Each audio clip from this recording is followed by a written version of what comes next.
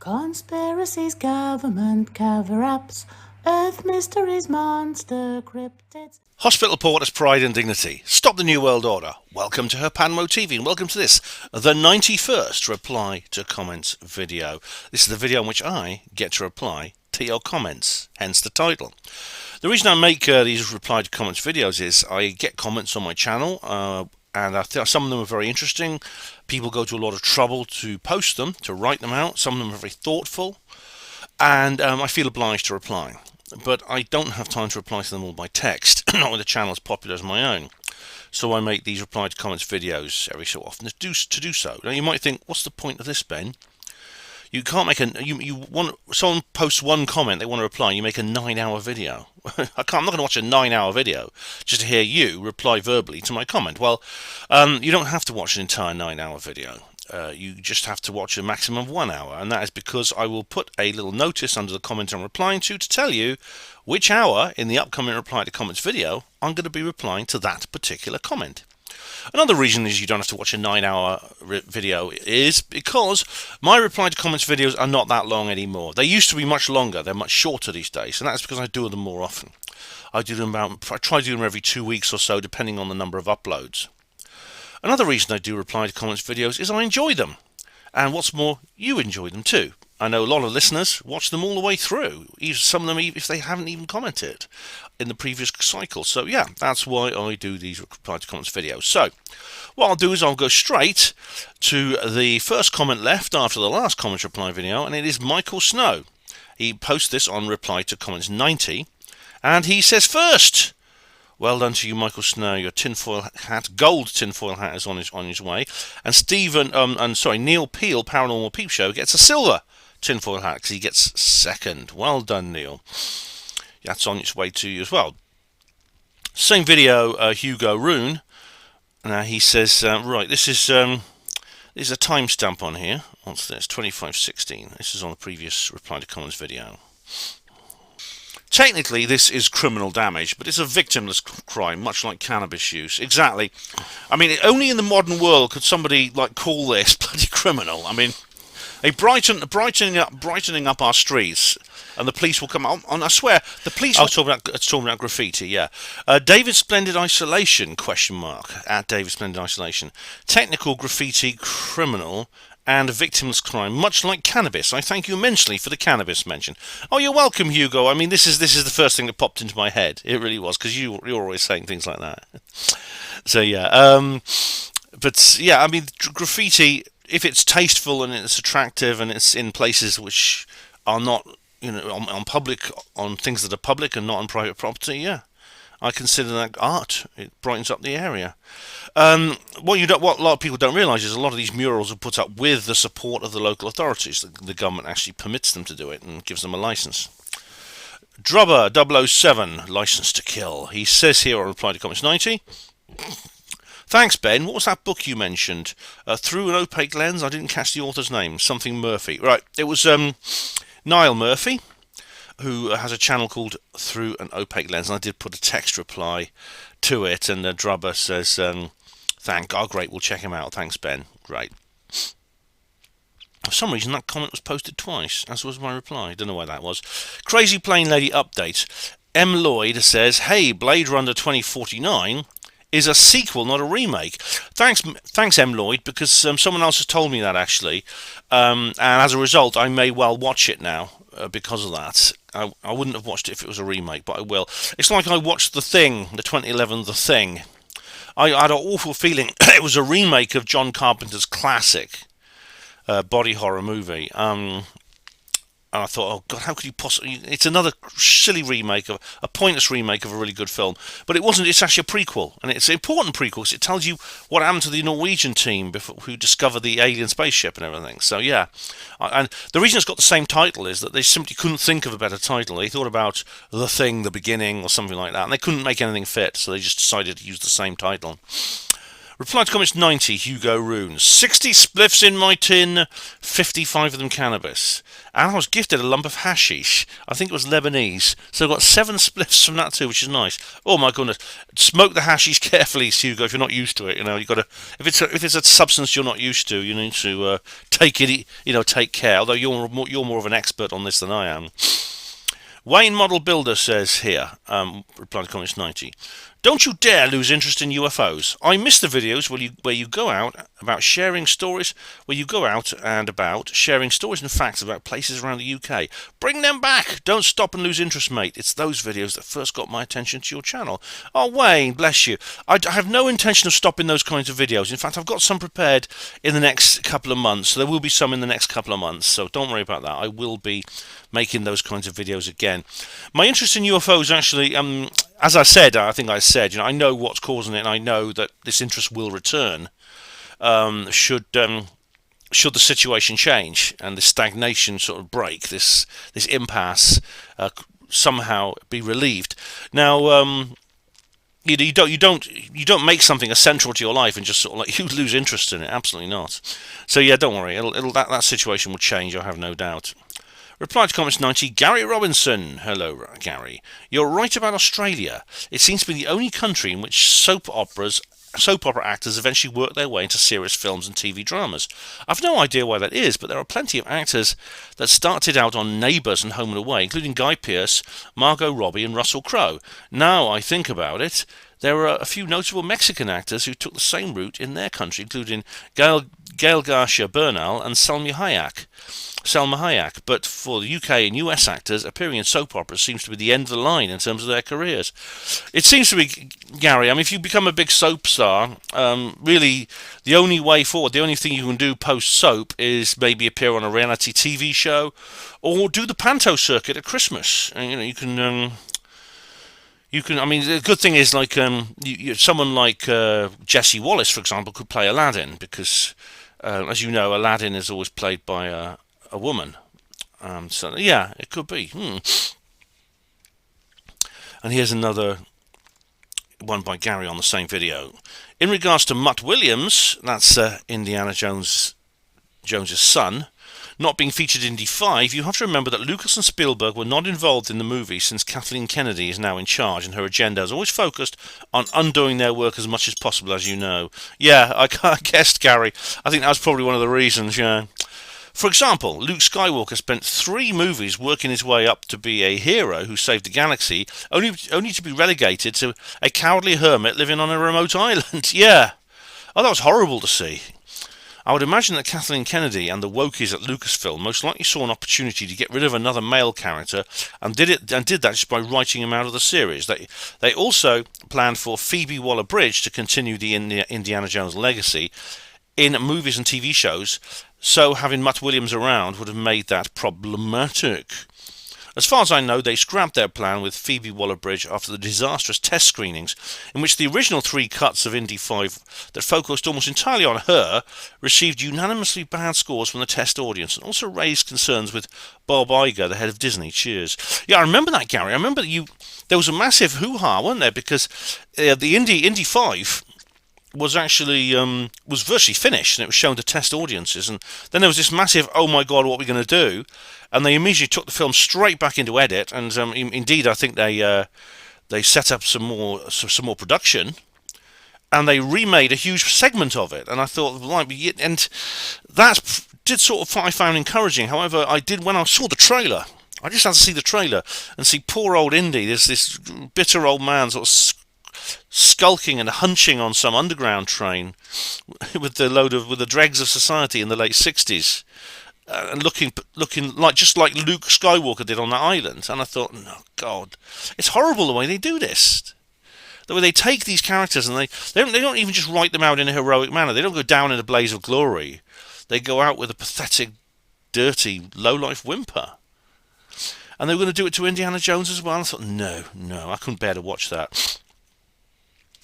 Alright, we have another Gary Robinson comment on Reply to Comments 90.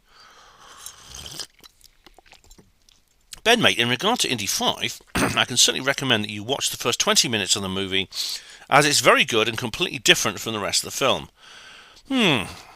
I'll think about it, Gary.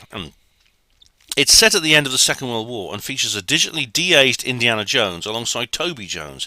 All right, I heard they had like a kind of flashback to the good old days of when Indy was like where the original films were set. Yeah.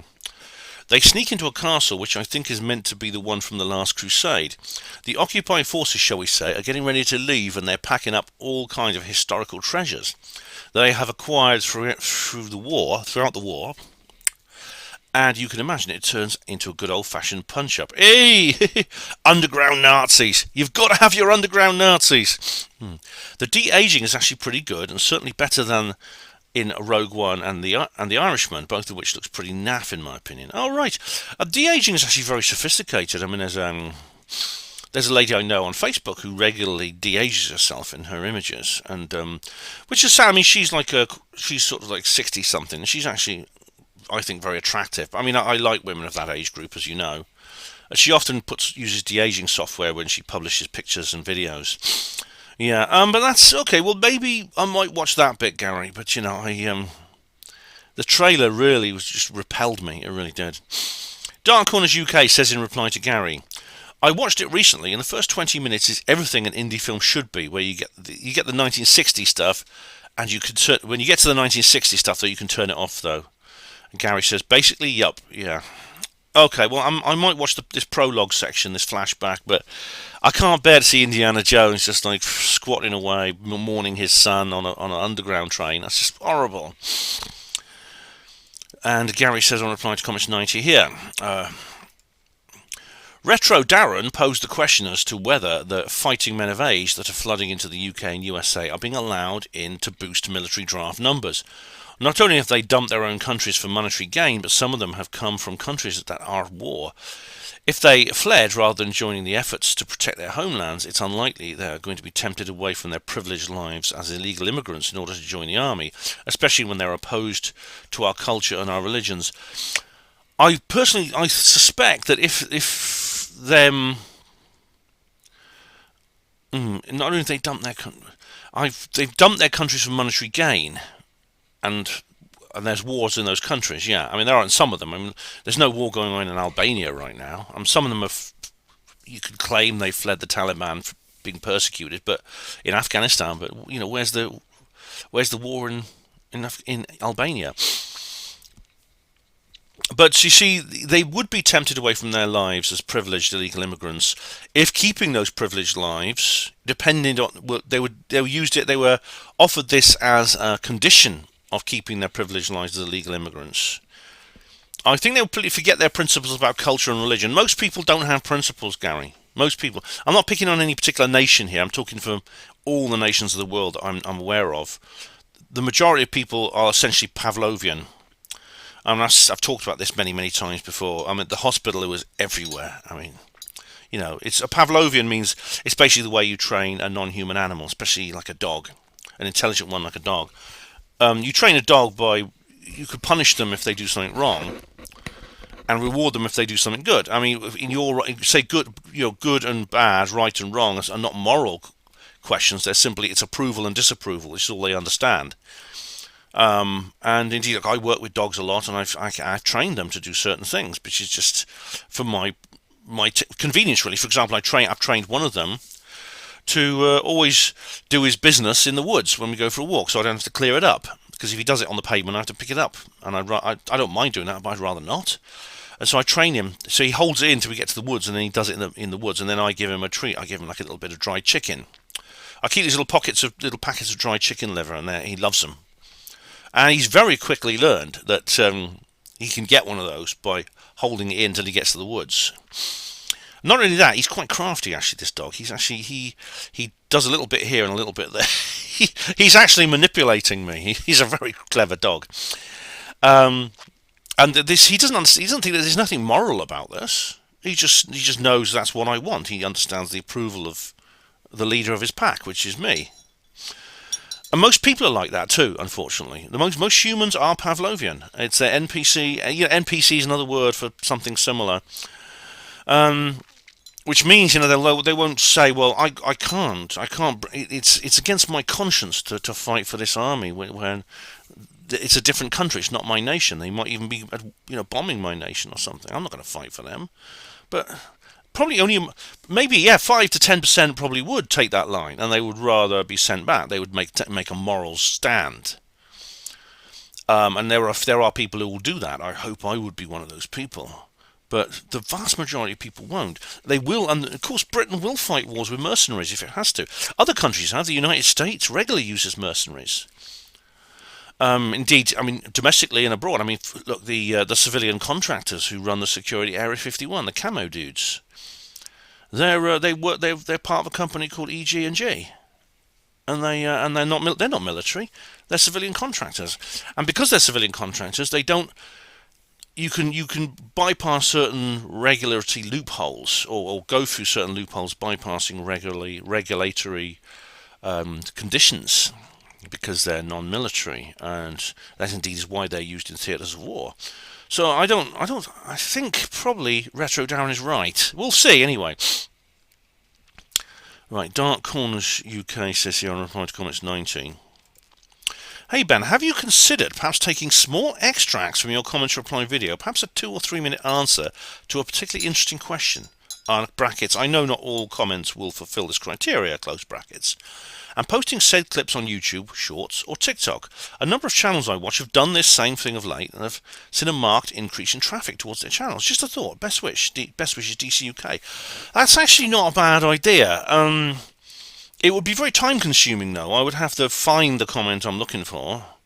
I'd have to take the recording of the show, the program, the video, find the recording I'm looking for, editing it out. It would take a while, but maybe I'll have a go with it. If there's one I particularly find interesting, maybe excuse me. I'll have a go with that. Yeah.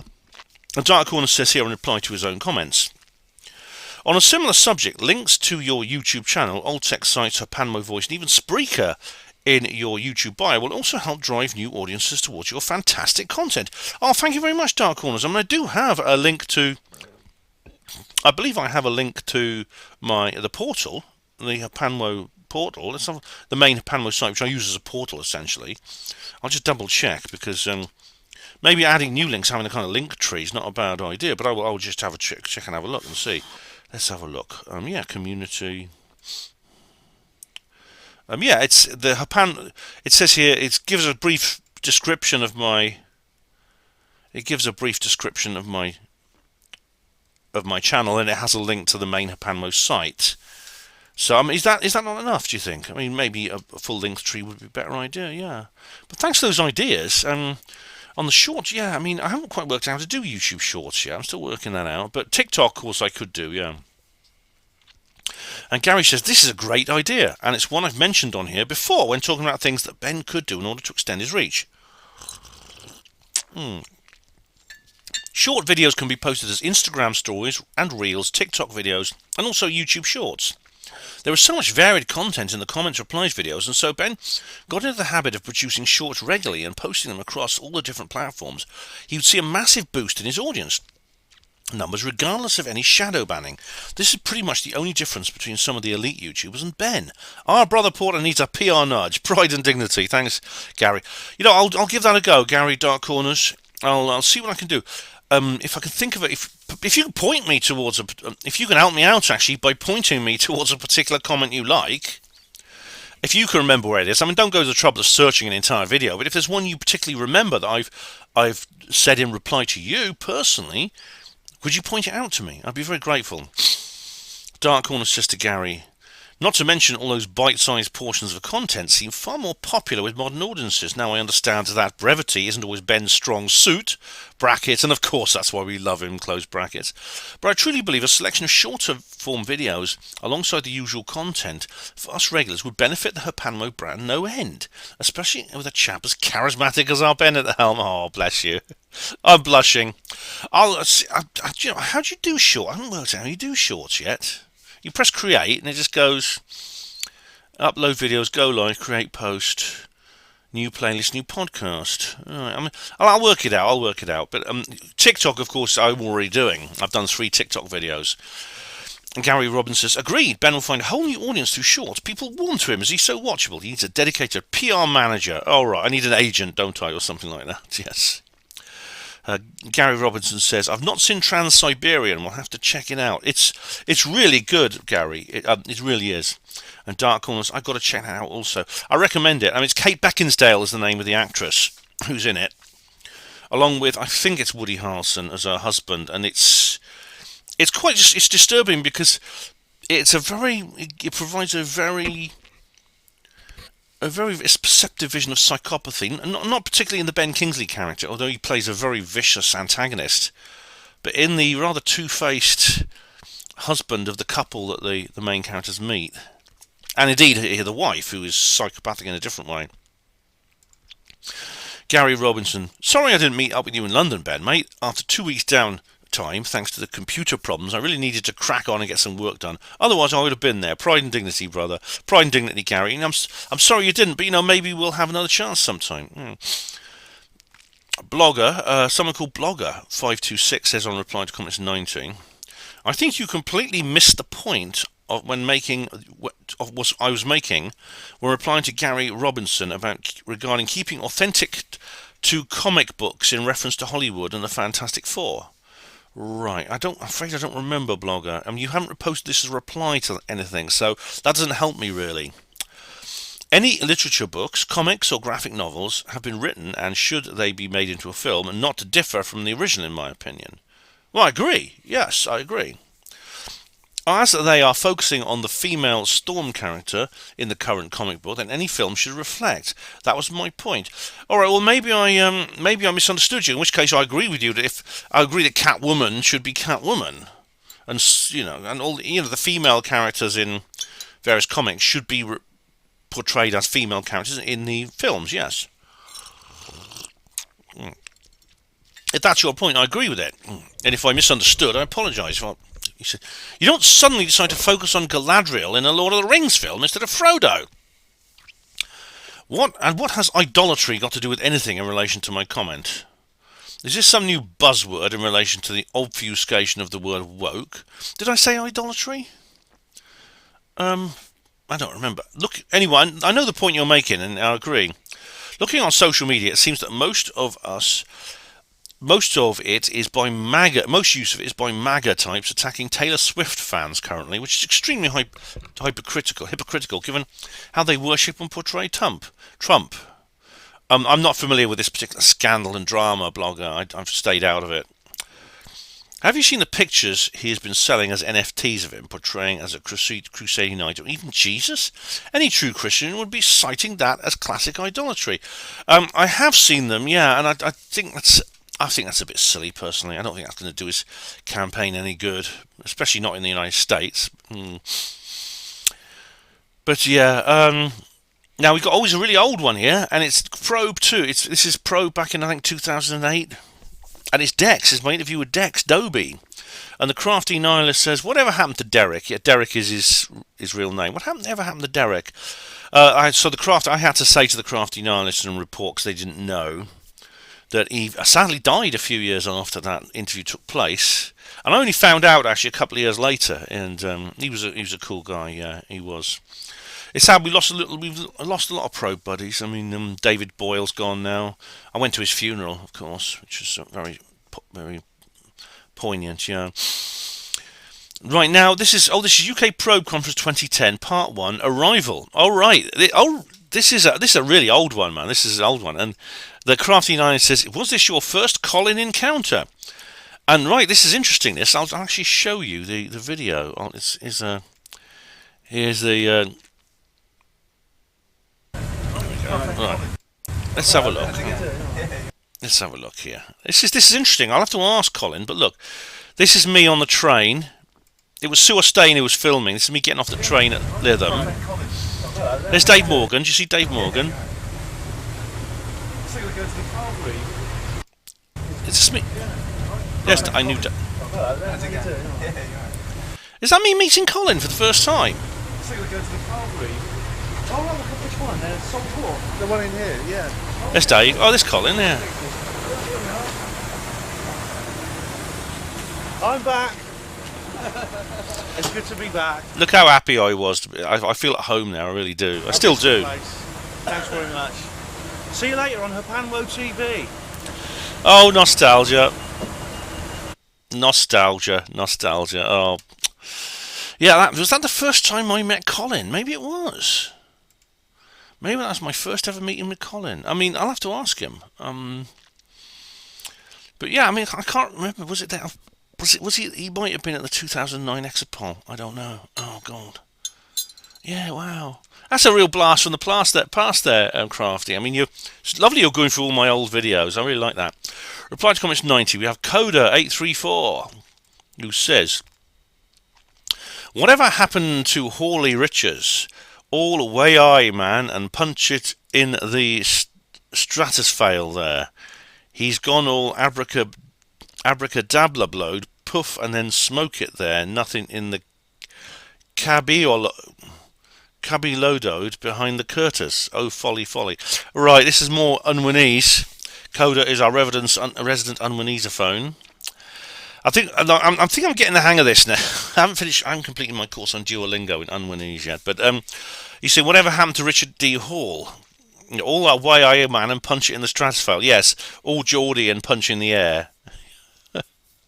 He's gone all abracadabra, puff and smoke it there. Nothing in the right, saying that he's just disappeared.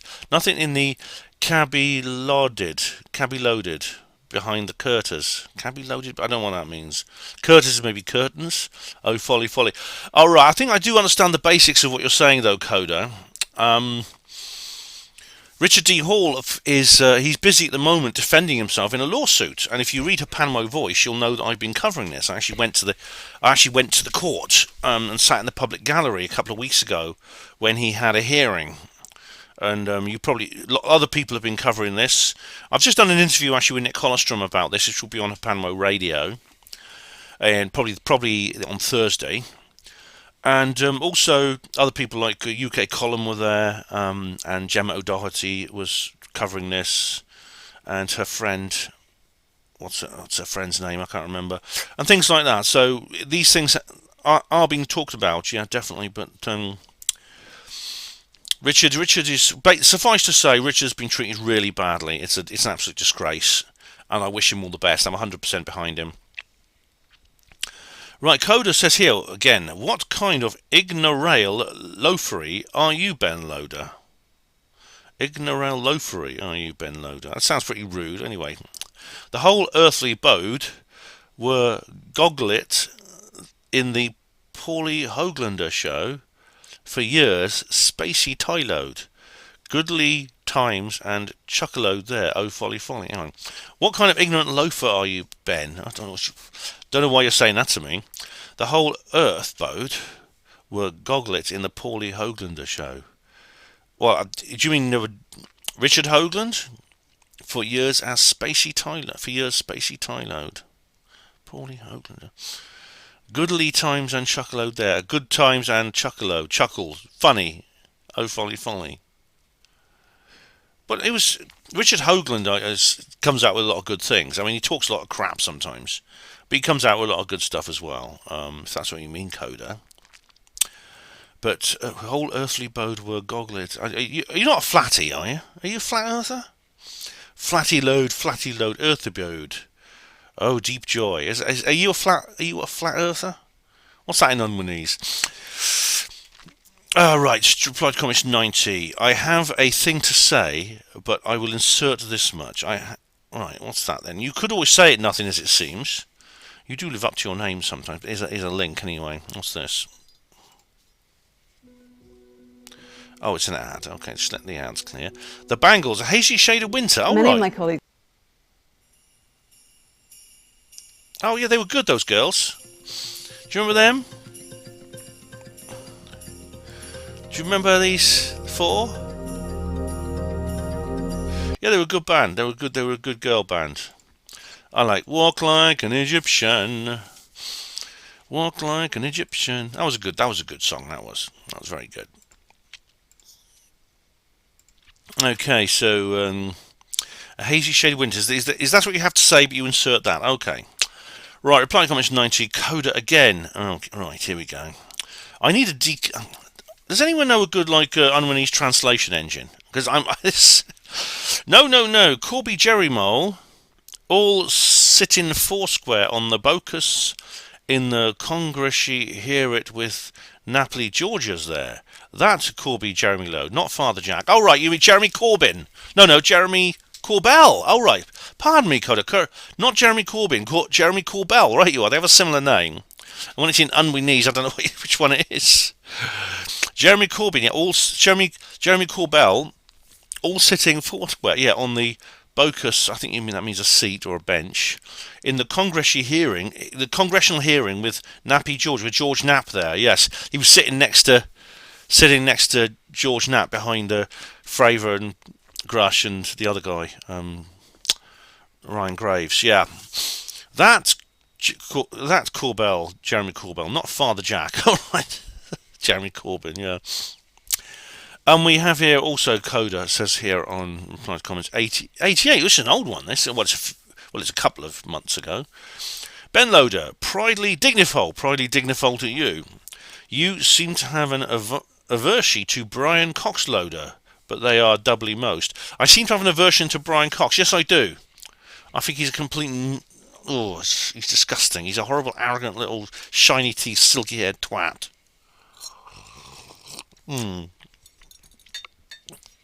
Coxloader.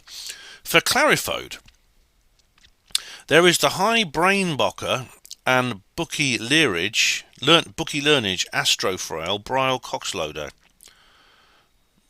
That's right, the high brainbox and bookie learnage. Yeah, well read and educated astrofrail astronomer Brian Coxloader. Then there is the Thespiode Actrail. All spear and shake it there. Yes, Brian. There's Brian Cox is an actor too. Yeah, he was in Game of Thrones, if you remember. Who did he play? I've not watched Game of Thrones. I know he's in it. All spear and shake it there. Is this a daggery before my very eyeballed? Brian Coxloader. Right, that's referring to Spear and Shake It is Shakespeare, William Shakespeare, yeah. And of course, is this a daggery before my very eyeball? That's a line from Julius Caesar, the Shakespeare play, yeah, when he's stabbed to death. Yeah. Right, here we go. Reply to comments 90. Roy Bland. Okay, I had a little run-in with. I had to apologise to Roy Bland because I think I mistook him for someone else.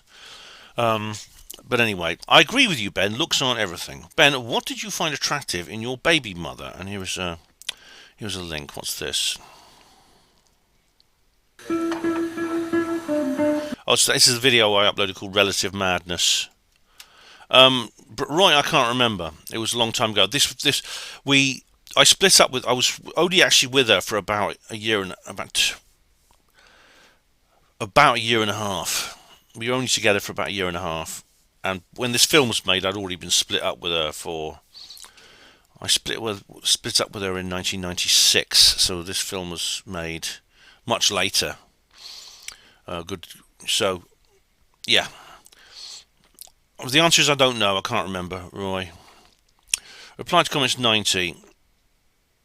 Right. Gary Robinson says, "Hey Ben, I noticed RDH has reposted your text regarding his recent visit to London on the Rich Planet TV website and has also credited you. Great to see you guys are still on good terms. Cheers." Thanks, Gary. Well, I mean, I would say we're on good terms. I mean, there is some issues we need to discuss, shall we say?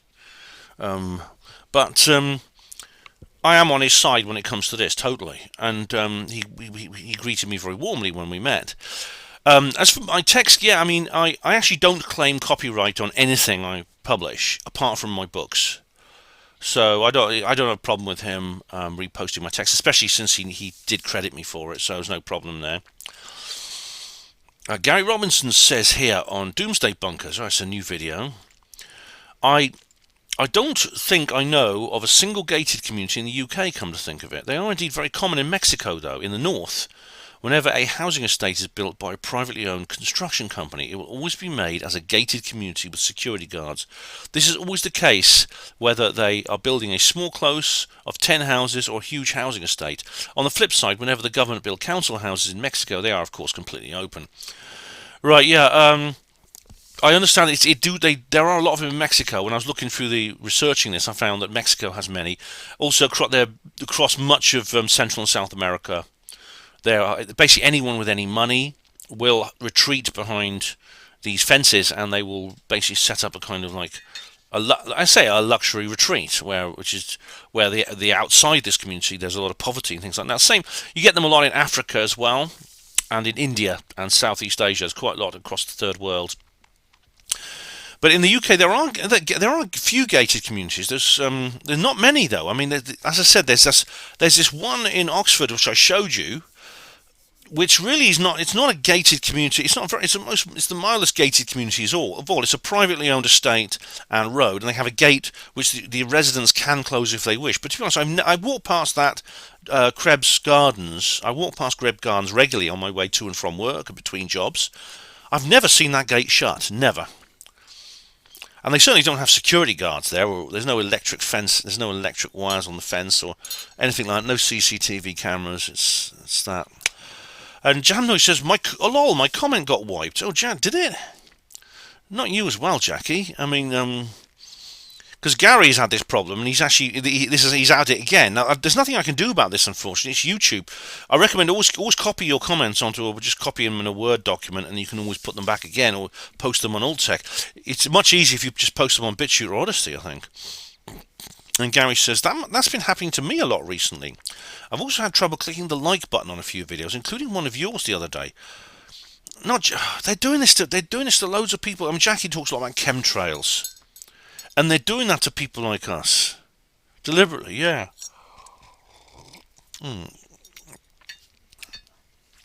Doomsday Bunker. Pioneer spirit, pride and dignity, Brother Porter. Fascinating subject, Ben. The prepper in me would love to have an underground bunker. Oh, yeah, I know you're not wealthy, Trevor, but you could actually build one quite cheaply. The problem is it wouldn't be very nice. It would literally just be cheap bunkers are literally just holes in the ground, basically, with some shells for food. That's all they are. The ones that Zuckerberg and the others have got are they're just underground mansions, like I showed you. Like there was that one where that young lady was shown around with luxury flats and the swimming pool and things like that, and the shooting gallery and stuff like that. And then we have Hesmo72, someone I don't recognise. Welcome, Hesmo. On Doomsday Bunkers, and he says, "Hi Ben, this is a subject that we in the UK possibly need to start thinking about." Yeah, in fact, I am. Now, I obviously I'm actually not in a position. I'm probably someone who could not actually ever get into a bunker myself. I'm one of the proles, so I'll be left out to face the music. However, I mean, according to Ruthkoff, it's all a big delusion anyway, and that even people in the bunkers would not escape the fate of whatever disaster is coming. And it's a complete delusion on their part. It's a very expensive folly that they're indulging in. So I'm not that. Besides, also, I mean, I wouldn't want to leave. I certainly wouldn't go anywhere without my daughter. I'd want to stay and look after her, and things like that. So. I'm not bothered, really. I'm not that bothered. Keith McLaren says on Doomsday Bunker, geomagnetic reversal. Yeah, well, the geomagnetic reversal is in progress, Keith. It is, and it takes a long time. A geomagnetic reversal takes about 5,000 years, and we're sort of in the middle of one right now, and it will be for the next couple of millennia. It's been going on probably since just about before the time of Christ. In cosmic and geological timescales, 5,000 years is nothing. It's like flicking a switch, and these things happen on average three times every million years. So we'll see how it goes. I mean, there's no sign.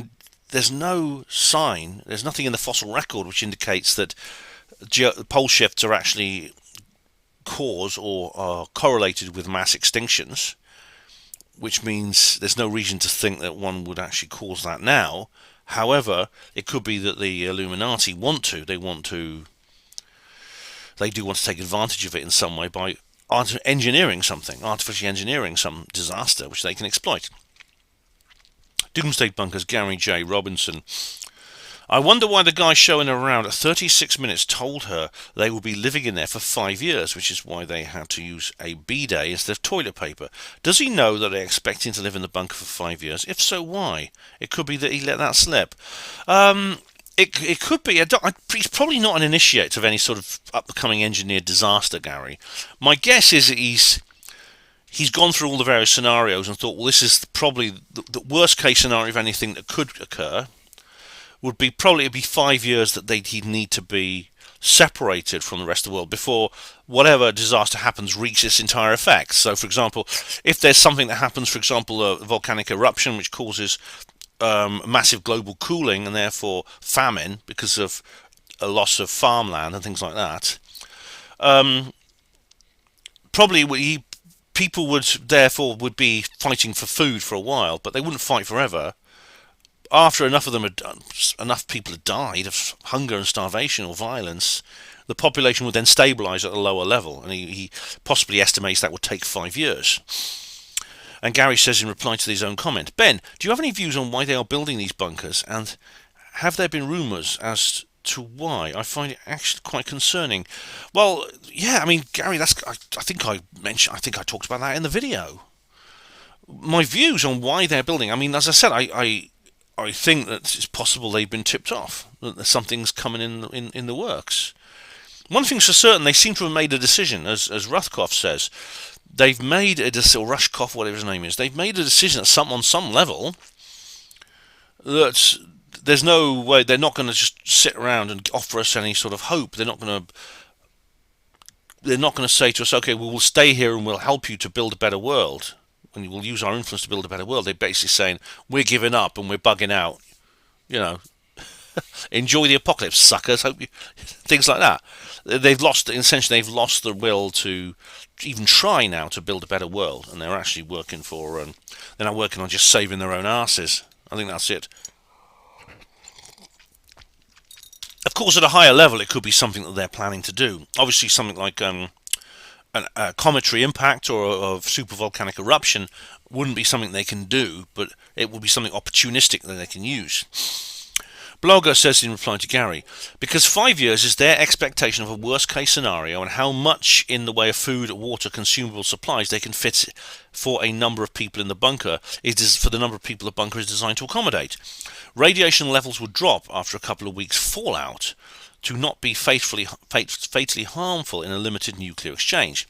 So 5 years is overkill from a purely survival aspect. However, a worldwide nuclear conflict could result in a nuclear winter, resulting in no ability to grow food and limited water supplies. This risk will increase if dirty bombs are used rather than modern ICBMs. Most preppers, though, would rather be self-sufficient for as long as feasible rather than just survive a nuclear conflict. No great conspiracy, just practical common sense, brackets. Do you have an idea how much toilet paper you would need for 5 years? And how do you get rid of the use stuff, close brackets? Well, the how much toilet paper would be needed is actually discussed in the video I review. The guy who designed the bunker told that Australian lady, he said, we need an entire floor of storerooms just for the toilet paper, which is why they have this bidet thing. As for getting rid of the sewage, I mean, they would have to have some kind of septic tank. It would be very similar, actually, to Erie Cushlin, the house I stayed in on the Isle of Man, because that actually, obviously, that's not a survival bunker, although it could come in handy for that purpose, in terms of if something happens. Its water comes from a well, so it has access to groundwater, and it's all sewage just goes in, all the drains, all the toilets are dumped into a septic tank. So they need something like that. That's how you get rid of the used stuff. Obviously, toilet paper would increase that kind of waste as well.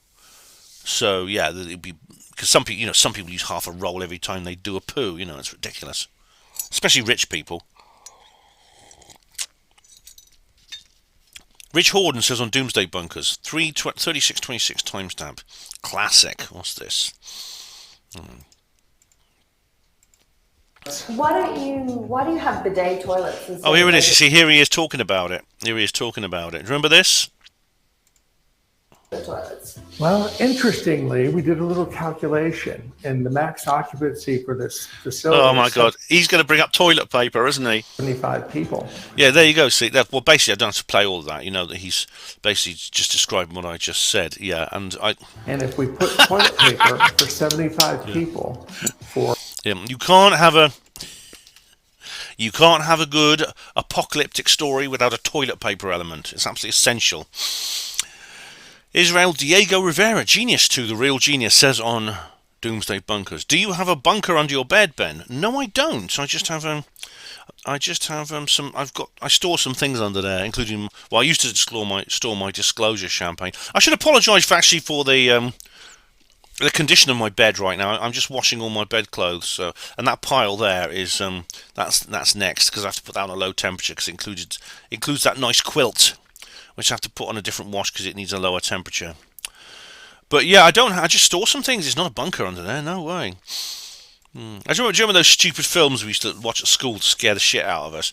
Oh, you can make a nuclear bomb shelter just by getting some doors and like propping them up against a wall.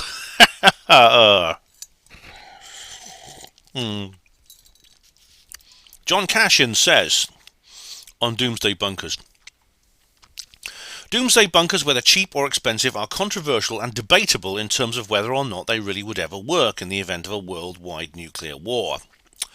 Yeah, they are. I mean, John. I mean, obviously probably the higher end of the market will probably be more survival than the lower end. A hole in your garden, like in that film Utopia. There's that conspiracy theorist Wilson, who he has built a bunker in his garden, and it's just literally just an underground chamber just below the surface, and you can get those. But according to Douglas Ruthkoff, none of them would work. It's a delusion. It's a massive rich man's folly.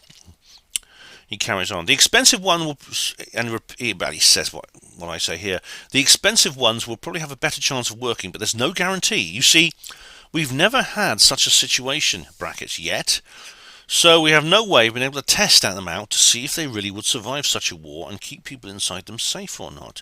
Correct. I mean, John, these doomsday bunkers have been around throughout the Cold War. Some are privately owned, others are government institutions like Cheyenne Mountain, like Raven Rock, and these other places where the government go for continuity of government. They have made estimations on what would happen and what they needed. That's all they could do, just make estimations. And that's all they can do. And according to Douglas Ruthkoff, it wouldn't. They just all that would happen is they'd live a bit longer in their bunker and then they'd die with everyone else. And of course, it's not just since the Cold War we've come to realise it's not just nuclear war that's the danger. There's other things. There is, as I said, there are various kinds of social disasters, social economic catastrophes, and indeed civilizational collapse, disease, and indeed natural disasters, cometary impacts, supervolcanic eruptions, things like that. So yeah, there's no guarantees at all, and of course, and then John carries on here. I mean, let's face it, if they didn't work, it's not like the people who paid money for them would get a refund, right? No, of course not. You'd be a bit going around the bank and finding a pile of rubble, you know. Sorry, I shouldn't make a joke of it. Why not? But hopefully you can see my point. We all will just have to do the best we can in the event of this nightmare happening. But realistically speaking, nobody can know for sure what to do or what will definitely work because we've got nothing to gauge any experience from other than Hollywood movies and imagination. And that's probably so far off reality, it's ridiculous. Good to think about, though. Many thanks. You're welcome, John. That's a good comment. And, yeah, I mean, it's Hollywood movies and imagination. But there's also people who claim to be disaster planners. But as we've seen, you know, they're not the most brilliant people either. I mean, there are situations where these systems have been put to test on a local or regional scale. For example, Hurricane Andrew, which devastated Florida and other areas, Caribbean islands and things like that. This was put to the test, and there was a massive amount of there was a large number of death and injury and illness purely because of the way this organisation FEMA, Federal Emergency Management Agency, how it handled the aftermath. And basically, they closed off entire cities, they shut roads, and they actually prevented people from leaving the places where they were, because a lot of people tried to get out. A lot of people basically got up, they drove, well, they couldn't drive, a lot of them, because the roads were destroyed. They walked, in some cases, to try and get to other areas which hadn't been hit, and they were stopped. So, imagine that on a global scale. Yeah. Okay, so now we're on Doomsday Bunkers. We have now 7762. That's the interesting name. Oh, right. Following on with this topic, this is on Doomsday Bunkers. A good movie to watch is Logan's Run. Yes, that's very good. That's Michael York and... yes, Michael York and... what's her name? I can't remember the name of the actress. And they live in this sort of futuristic city, which is sealed off from the rest of the world. Yeah, it was good. Also, the Netflix series Silo is recommended. Oh, man, yeah. And Gary Robinson says, Logan's Run, classic movie. Silo is actually on Apple TV, which is better than Netflix for the most part, not to mention cheaper. Ben W8268 says, I agree, Silo is a good watch, pretty close to the books, which are worth a read. Right. Oh, thank you very much. For some reason, that comment was posted twice. I don't know why that was. Oh, right. I don't know why that... that entire thread has just been reproduced twice on the same... I don't know why that is, anyway. A Doomsday Bunkers, Taft Derek Baker. Hey, Derek, how you doing? A Doomsday City coming soon to Oxford. Well, why not? We are the original test subject for the 15-minute cities, aren't we? Jack Dawes says on Doomsday Bunkers, great video, Ben. You should interview fellow YouTuber Funky Prepper. Top guy he is. Oh, right. Funky Prepper. That rings a bell, actually. Yeah. And Big Dangerous Dan. Hey, how you doing? Sounds like a 15-minute city to me. Yeah. Yeah. Oh, and now we have Disclosure. Oh, it's another old one. Disclosure City People, part 14 of 20. David Griffin. Oh my goodness, this is this is my review of David Griffin with Richard Wright. Oh wow. Oh man, this is just amazing. Yeah, do you remember this is one I did, when was this? It must have been 2012, 2013, something like that. Yeah, and Crafty Nihilist says here, me and Mark bloody love Richard circa 2011. Yeah, 2011, yeah. Oh, wicked. I'm glad you're enjoying these old videos, Crafty, I really am. I'm glad you're going through them and enjoying them. Doomsday Bunkers, we have Straw Person who said, hey Ben, I just saved you from the Illuminati. You had 33 likes, so I made it 34 to be safe. Marky Boy. Hey, thanks Marky Boy. That's much appreciated. Reply to comments 90. TK UK. Behave yourself, Miss Info Ben and your ghosts. What? Behave yourself, Miss Info Ben and your ghosts. I've got no idea what that means. Gary Robinson says on Doomsday Bunkers. It was a long comment here. Hi Ben mate, I've just heard some very disturbing woke news, which is forcing me to write yet another off-topic comment, as I know you'll want to know about this. A certain leaker of information, whose name I'm not able to mention in the comments, has just published an interview with an established Hollywood writer, which confirms everything that we've suspected for some time in regards to woke films and TV shows. He explains how writers are required to fill out forms before they can apply for jobs, regardless of previous experience or accolades. As you can imagine, the form asks them whether they support certain disliked politicians who may or may not own their own tower block in New York City. It also asks them whether they support people being given jobs based on their physicality and not their talent. I'm talking in code here, of course. Oh, God, yeah. It also asks them to detail their knowledge and experience regarding the source material. The writer in question claims that after submitting his form, he attended an interview which was held by a 20-something ultra-woke girl who was dressed and styled as an extreme leftist, as you can imagine. He went on to say that she informed him that he was not eligible for the job because he did have knowledge of the source material. Oh, great. I always thought knowledge was the key to success, Gary, but here it's ignorance. That's actually a line from Evansland, my book Evansland. Yeah, I always thought knowledge was the key to success, but here it's ignorance. Yeah. He wouldn't reveal the show in question, but it seems that it was a remake. She told him that they were looking to remake it for a modern audience. Because of his knowledge of the subject matter, they couldn't have him involved, as he would hinder their mission to make it woke. So as we've suspected for a long time, they are purposely ruining all of these films and shows to the point where they are using forms and interviews to make sure they hire the right people according to their agenda. My point being that this is proof that it is not happening by accident. It's organised. Pride and dignity, brother. Pride and dignity. Oh, Gary, I'm not surprised. I really am not surprised at all, because I've actually heard other people talking about this sort of thing. People applying for jobs at the BBC and things like that.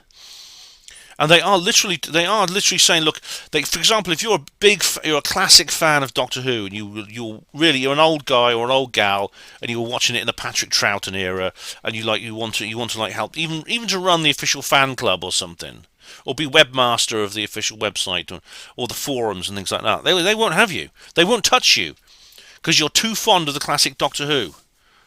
They bring in new people. They bring in like teenagers who would never even remember those old shows and would never be encouraged to watch them.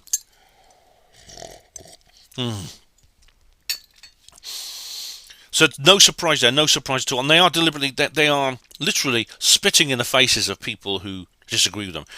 Russell T Davies was challenged on Twitter by someone who was complaining about the 60th anniversary Doctor Who specials and about how awful they were, how absolutely loaded with the message. And if you probably watched the Critical Drinker and his live streams about it, and they talked about this. Someone challenged him.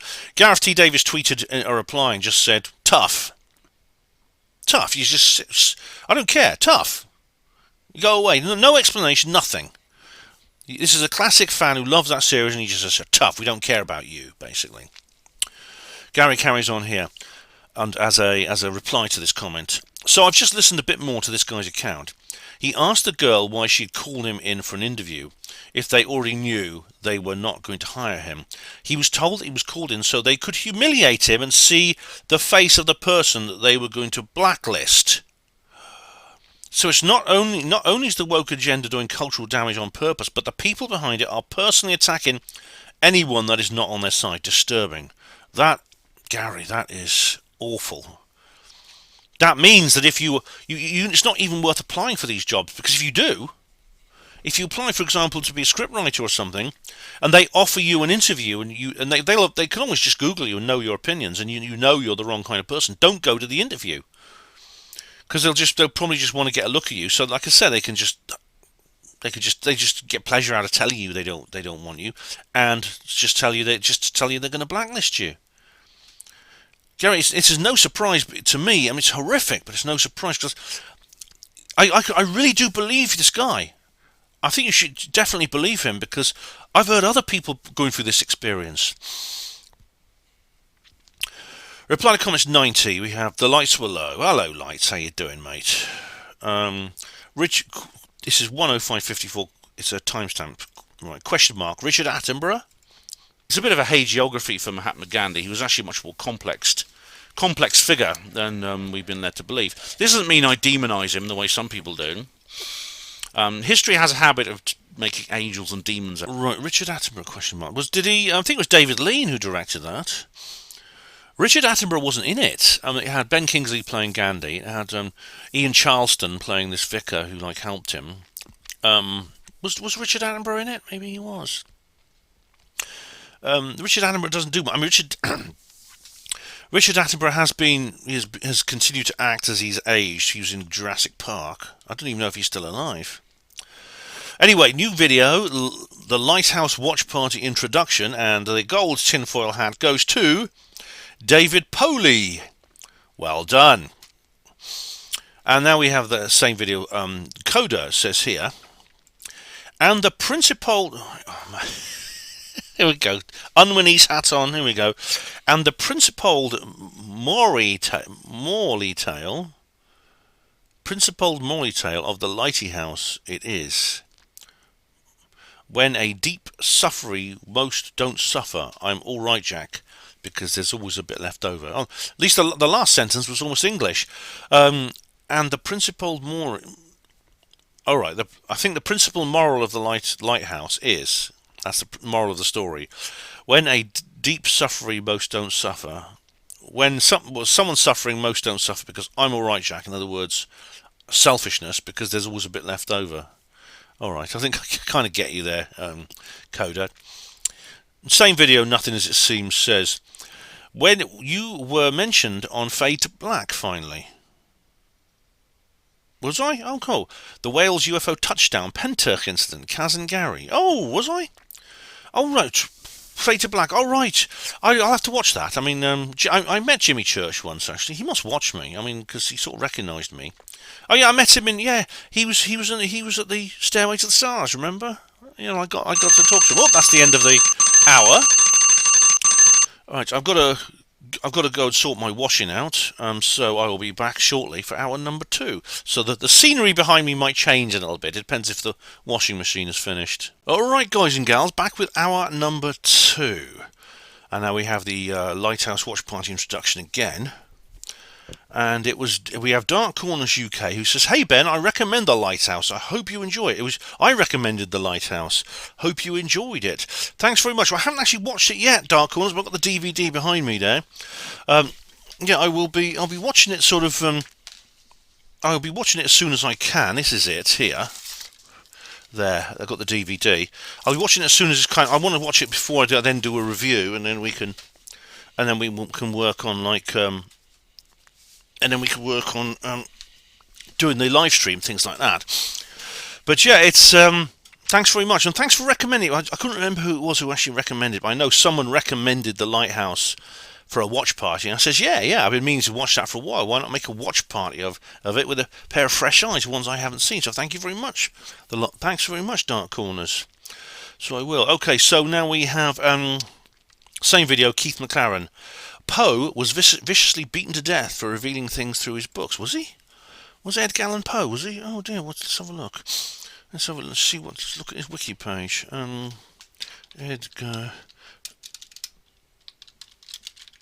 Allan Poe, American writer and poet. Let's have a look.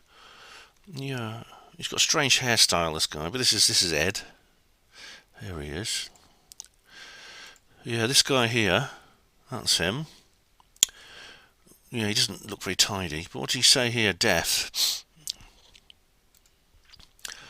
On the 3rd of October 1849, on October 3rd, 1849, Poe was found semi-conscious in Baltimore, in great distress and in need of immediate assistance. According to Joseph W. Walker, who found him, he was taken to the Washington Medical College, where he died suddenly on October the 7th at 5 in the morning. Poe was not coherent long enough to explain how he came to be in his dire condition, and why he was wearing clothes that were not his own. He's said to be repeatedly called out the name Reynolds on the night before his death, though it's unclear to whom he was referring. The attending physician says that Poe's final words were, "Lord, help my poor soul." Yeah. Newspapers called it congestion of the brain, cerebral inflammation, a common euphemism for deaths of like alcoholism, disreputable causes. The actual cause of death remains a mystery. All right. They've got a list here. Delirium tremens, which of course you get from alcoholism, heart disease, epilepsy, syphilis, meningeal inflammation, cholera, carbon monoxide poisoning, and rabies. Died from cooping.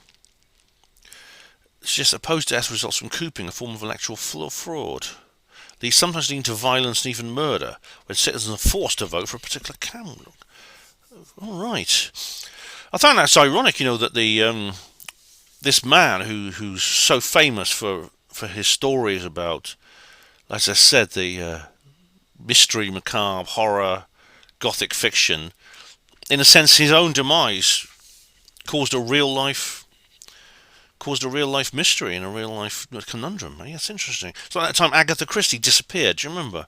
I thought it's just appropriate, for someone who's always writing about mysteries. They often have their own mysteries associated with their own lives. But you say Keith says he was viciously beaten to death for revealing things through his books. Well, it said that it could be one of the possibilities of his condition was the violence, and maybe it wasn't this cooping electoral fraud. It might have been because someone didn't like what he was saying. Yeah. It wouldn't be the first time someone was killed for writing something, was it? Or attempted murder. Look at Salman Rushdie. People have been trying to kill him for years, and they did seriously injure him a few months ago. Coda says, no, he was all opioid, smoke it, and steaming out his eardroves. So somebody gave him a wallop it, foursquare up the bocus. Right. I thought bocus meant a bench or seat. Does it mean bottom?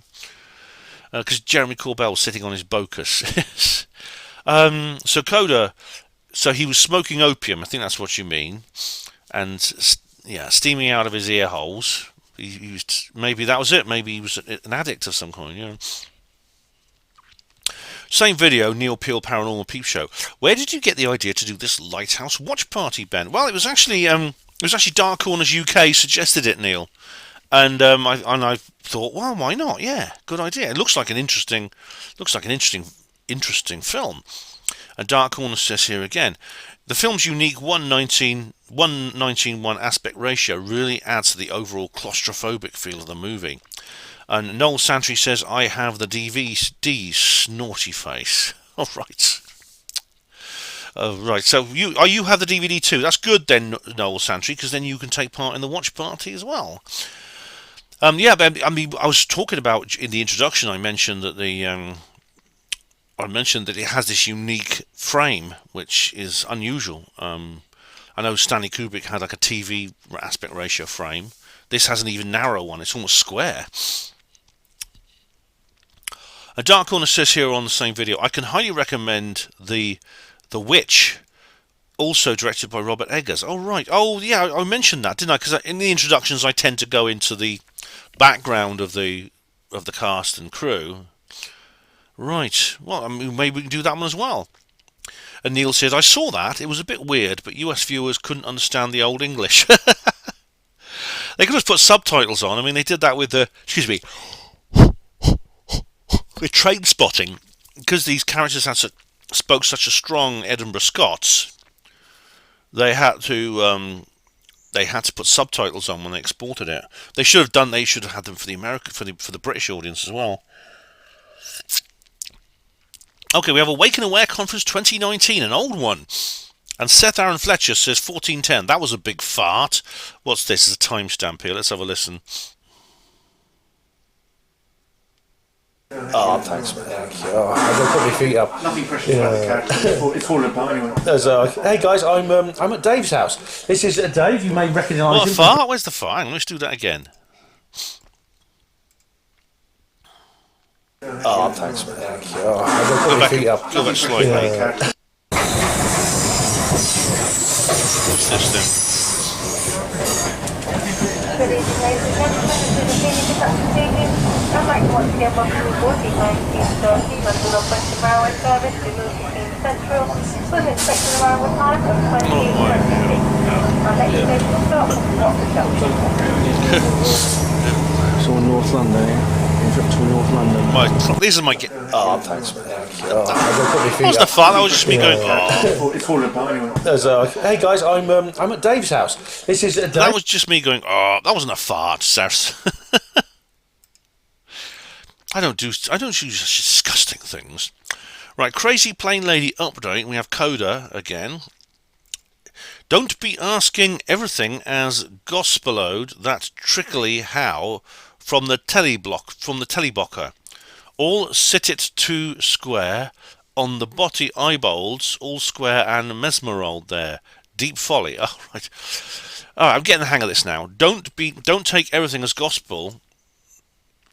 That trickly how that trickles from comes out of the television.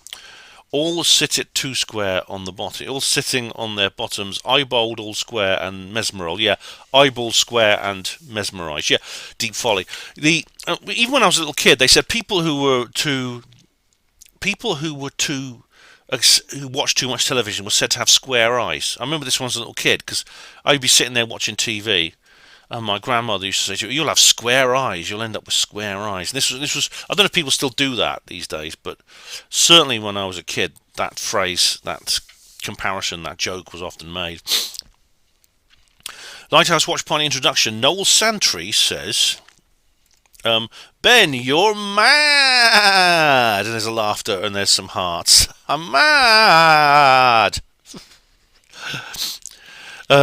Same video, Noel Sandry. Hugo Rune! Hugo Rune. Alright, so, and this is the same one. Right, Tor Engen says, I tried to listen to Dune on the audiobook, but constantly fell asleep. Then I tried to watch the movie. I still fell asleep. So that has been failed for me. One thing I noticed, the word melange from one Norwegian, it is a kind of butter. Oh, right, is it? Melange is a type of melange. It's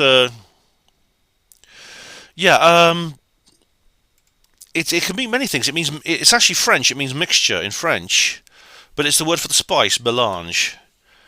Now I remember because I do remember like a few months ago I suggested a watch read party for Dune, and I've just done the introduction. I've got to do like the rest of it, but I haven't had time to like read it or watch it, so it could take a while. But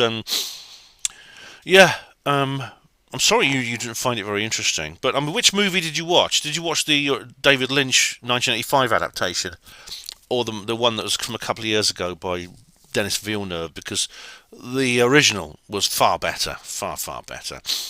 Noel Santry on Lighthouse, snorting. Oh wait, this is weird spelling here. Snorting all your time, laughter. What's this? 2632. The Shag Harbour UFO incident. And you listen to the witnesses talking. Yes. We could almost make a carry-on film with these jokes, couldn't we? Yeah. Shag Harbour, yes, very funny. And let's have an unoriginal joke about Uranus, shall we? Alright, Gary Robinson says on Lighthouse, Ben mate, I'm not sure if you've seen it, but but Prime Time with Alex Stein have just posted a new video featuring the crazy plane lady. I've not watched it though, cheers. Right, and I said, I'd just seen it. What the fuck was that? And Gary says, yeah, that video was totally weird. Coda. Oh, she all snort and smoke it, the mushrookers. There with the eyeballs all cross and titty gibber. It with the paranoicas. Oh yes. Yeah, I've watched it now. I'm actually working on an article for HPANWO Voice about that. But it was a very strange kind of video. Yeah, I'll say more probably on a future video because I'll probably do another Crazy Plane Lady update. But thanks very much. Red Joan film review. All right, we have now Monge Mongetal, again, whatever the name is, the French person. So once again, I have to use Google Translate. It's Monjutar. It's a French for something. Here we go. Right. Let's have a look. Again, okay, right, here we go, French, blah, paste. In the film, we already see the J-word opportunists who steal the crazy coat, and everything there is not changed. In fact, it gives an idea of the Israeli mentality. Right, I don't quite get that. Maybe it's a translation error. But, yeah, okay. I don't think there was an See, the Israelis actually didn't get the bomb until much later. Manjatar, but you know, the Melita Norwood, the inspiration behind this character, had nothing to do with the Israelis. She was actually a Soviet. She's spying for the Soviet Union. And now we have a Lighthouse. Here we go, and we have here Neil Peel Paranormal Peep Show. Old TVs were broadcast in 4:3 format, meaning whereas now it's usually 16:9 widescreen, HD or 4K. And Gary Robinson says, I used to be fascinated by widescreen formats back in the old VHS and early DVD days, mainly because so many films were not available in their original versions. Yeah, Gary, me too. I used to search everywhere for the widescreen version. Most VHS tapes were produced in 4:3, of course, and quite a few of the early DVDs were simply cheap digital transfers from full-screen Super VHS masters, long after the UK accepted widescreen formats as standard for broadcast and home video. The USA was still selling new movies on DVD in 4:3 format. This was apparently because the vast majority of homes in the USA had giant 4:3 TVs, and as a result, they thought it best to retain full screen as the standard format for home video. I still remember seeing 4x3 televisions on sale in Walmart around 2003. In terms of film transfers, it's taken a good 20 years for many of the classics to be transferred to digital in their original aspect ratio. For example, it's only recently that On the Waterfront has been made available in its original format. The previous home video version were in a 4x3 format, and at least a third of the image was cropped out because of this. The big thing these days, of course, is whether a movie gets a 4K transfer, as that makes all the difference to the overall experience. Cheers. Gary, as I said we were talking about Gandhi, David Lean's Gandhi. My DVD is like a 4x3 crop, and there's, in one of the scenes it actually has to pan in order to pick up what's going on. Neil says to Gary, I had to learn formats for TV from my broadcasting days, like at Channel 4 back in 1999, where we would get old films to review, and we would get a screen with optional grid references overlay, the images, which if you had doubts as what format you were Rivi, this overlay template could be switched on and you could flick through the various formats till the correct one would line up under your guidance template. You would then note it down in the paperwork. Hey, I love it when you two technical guys get together. And Gary says here, very interesting, mate. That's a reply to Neil. Does it mean that you were applying a 4x3 overlay to a widescreen movie? The reason I ask is because I remember noticing back in the day some movies on TV were clearly not pre-formatted. In other words, for the VHS release, they would make sure that each scene was cropped differently in order for the most important elements to be in the centre of the screen, whereas some broadcasts of movies appeared to use static overlay, which meant that the characters wouldn't always be visible if they were standing in the cropped area. Yeah, that's the problem with the Gandhi film, yeah. I have a full-on nerd question for you, mate. Do you know why it is that 1x85 by 1.85 by 1 format movies always have a small chunk missing from the top left of the canvas? If you look at any movie in that format from the 70s, 80s and 90s, you'll see at the very top of the screen there's always a line from the left to the centre which crops out just a small part of the picture. Cheers. All right. I'd be curious to know that too. Neil says, I'm not entirely sure of the missing crop at the top of the 1x85 frame. I knew that you could sometimes in certain programs or films see a line at the top of the frame, and this line apparently had the line of information that contained the time code, which VITC, vertical interlaced time code. Yeah, Neil, I've got a couple of old VHSs, like my. In fact, it's actually been reproduced onto the YouTube version of this, which means they must have transferred it and adapted it from the original VHS. But if you watch Michael Wood's Legacy, you'll find that on the last 3 episodes, that's on the second tape, you can see just a little bottom of the time code. I wonder if it's still there now. Let's have a look. Yeah, this is on YouTube. This is very good, actually. It's a really good documentary. All right, here we go. Playlist. View full playlist. This is actually a very good series, I think. Here we are. This is it. Look, see, for example, this is the Barbarian West. Let's just get the ads. This is a series from it came out in about 1990. I remember it very well.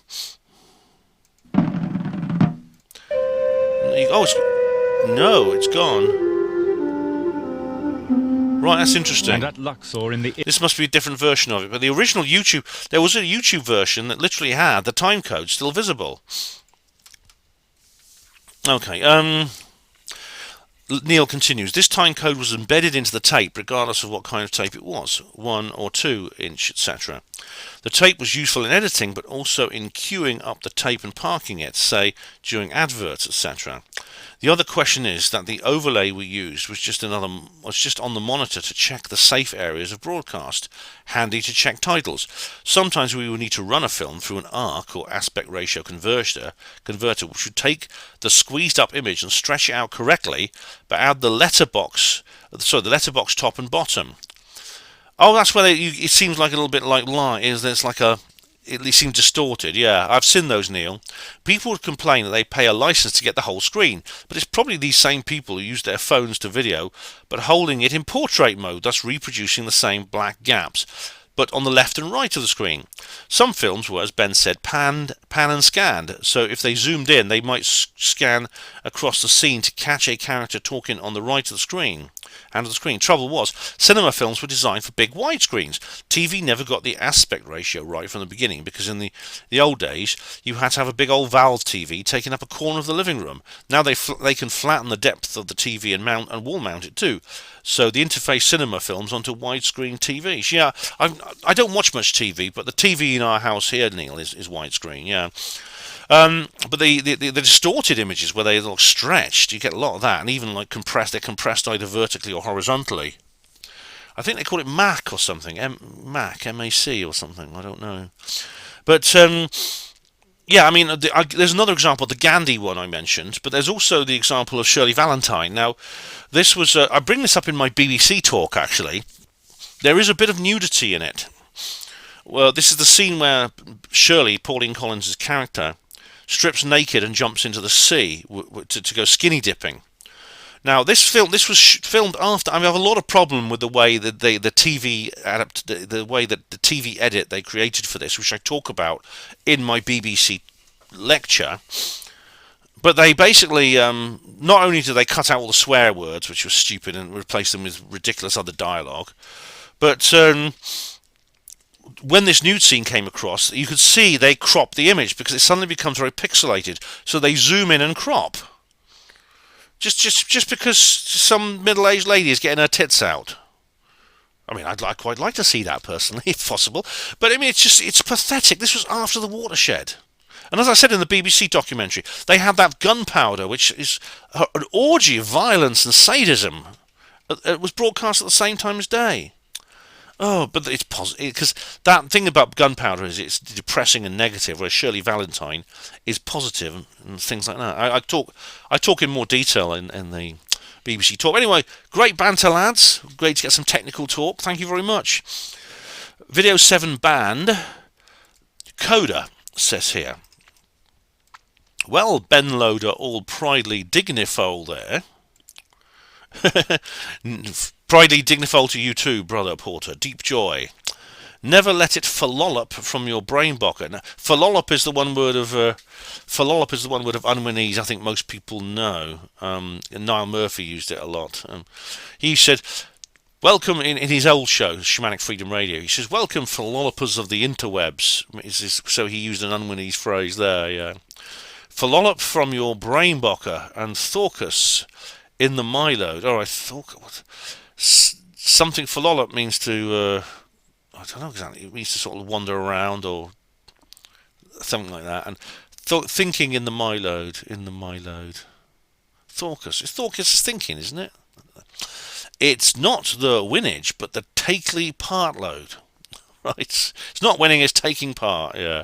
Or as we in Wales say when we're playing England in rugby, it's not the winning that counts, it's the taking a part. Yeah. Deep worms of wisdom for your considering most there. Deep joy. Well, thank you for those worms of wisdom. Yeah. Never let it fallollop from your brain blocker and thorcus in the myload.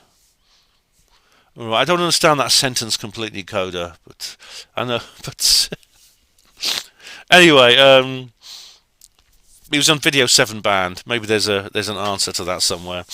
Okay, so we have now Gary saying here on Lighthouse Watch Party introduction. Hi Ben, mate. I'm watching a new documentary on Netflix called Rael, the Alien Prophet, which is very interesting and full of incredible UFO stories that I've not heard before. It's definitely right up your street. Cheers. Well, Gary, thank you, because I remember I actually saw your I saw your comment a while ago, long before I was doing this reply to comments video, and I've actually been watching that documentary, and I'm actually working on a review for HPANWO Voice. And yeah, it is very interesting, and Rael is a very, well, I mean, he's not someone I admire particularly, but he's a genius, I'll tell you. He's an absolute genius in terms of manipulation and messing with people's heads and creating a kind of culture, definitely, yeah. Lighthouse Watch Party introduction. Neil Peel. Pinewood Studios is in Buckinghamshire, Ben, and not Hertfordshire. Oh, right, okay. Neil, the geography policeman, has struck again. Only kidding. Neil's a good friend of mine. But yeah, I always thought it was next to. No, of course it's not. So Pinewood is not the same as The one in North London. What's it? Where EastEnders is? Elstree. No, that's Elstree, isn't it? Yeah. So it's not the same as Elstree. Okay, fair enough. And we have here Dark Corners UK on Lighthouse Watch Party introduction. Dark Corners UK. Hey Ben, did you see there was a Boudica movie coming out? What is there? Gary Roberts. Is there Gary Robbins? I think right. He says here, I think it's been out a while, right? Film Threat did a review of it, and they said that the movie was very low budget and felt small and tacky as a result, which is a shame. Is there a Boudica movie? Let's have a look. There was one with Alex Kingston ages ago. Oh no, here we are. Boudica Queen of War. 2023. Yeah, it's this one. A British 2023 action drama film. All right. And there's the plot here. Protagus and his wife Boudica are the king and queen of the Iceni people. The king dies at the hands of Roman soldiers, leaving Boudica's kingdom without a male heir, and the Romans seize her land and property. My goodness me. The film was released onto Amazon Prime on the 30th of October. Boudica was made on Netflix as well, with the subtitle Queen of War. Right, oh yeah. Right, okay. Directed by Jesse V. Johnson. Based on Boudica and the Celtic Brittonic Revolt. Right, so... My goodness. I'll have to watch... I'm going to have to bloody watch it, won't I? But... I could watch it, but I'll have to... For me, as you know, I mean, I will... It's something that I'll probably have to prepare myself for emotionally. Definitely. But thanks for letting me know about that. And Gary says, but apparently it's got a very low. It appears they've said here, it's very low budget and felt small and tacky. Right, that's a review. And Dark Corners Boudica Queen of War was released in 2023. Looks kind of epic from the trailer, not going to lie. Something in the vein of Braveheart, I would compare it to. Well, the stories are very similar. Yeah, the story. William Wallace lived a long time, over 1,000 years after Boudica, but was a similar character. Yeah, but I'll have to watch that. I'll have to. But it's. I know from reading Amanda Scott's Boudica novels and watching the Alex Kingston Boudica film. I don't know if you've seen that. I mean, I did mention this film a couple of times. It's not something I can just watch. It's not casual viewing for me. It is. It may be on YouTube still. It might still be there. Let's have a look, because there used to be a Boudica story from Alex Kingston. This one here. Well, here's a clip of it. You can just see like little clips of it here. This is a clip from it. Look, this is definitely a part of it. Yeah, this is a part of it here. Yeah, that's I'm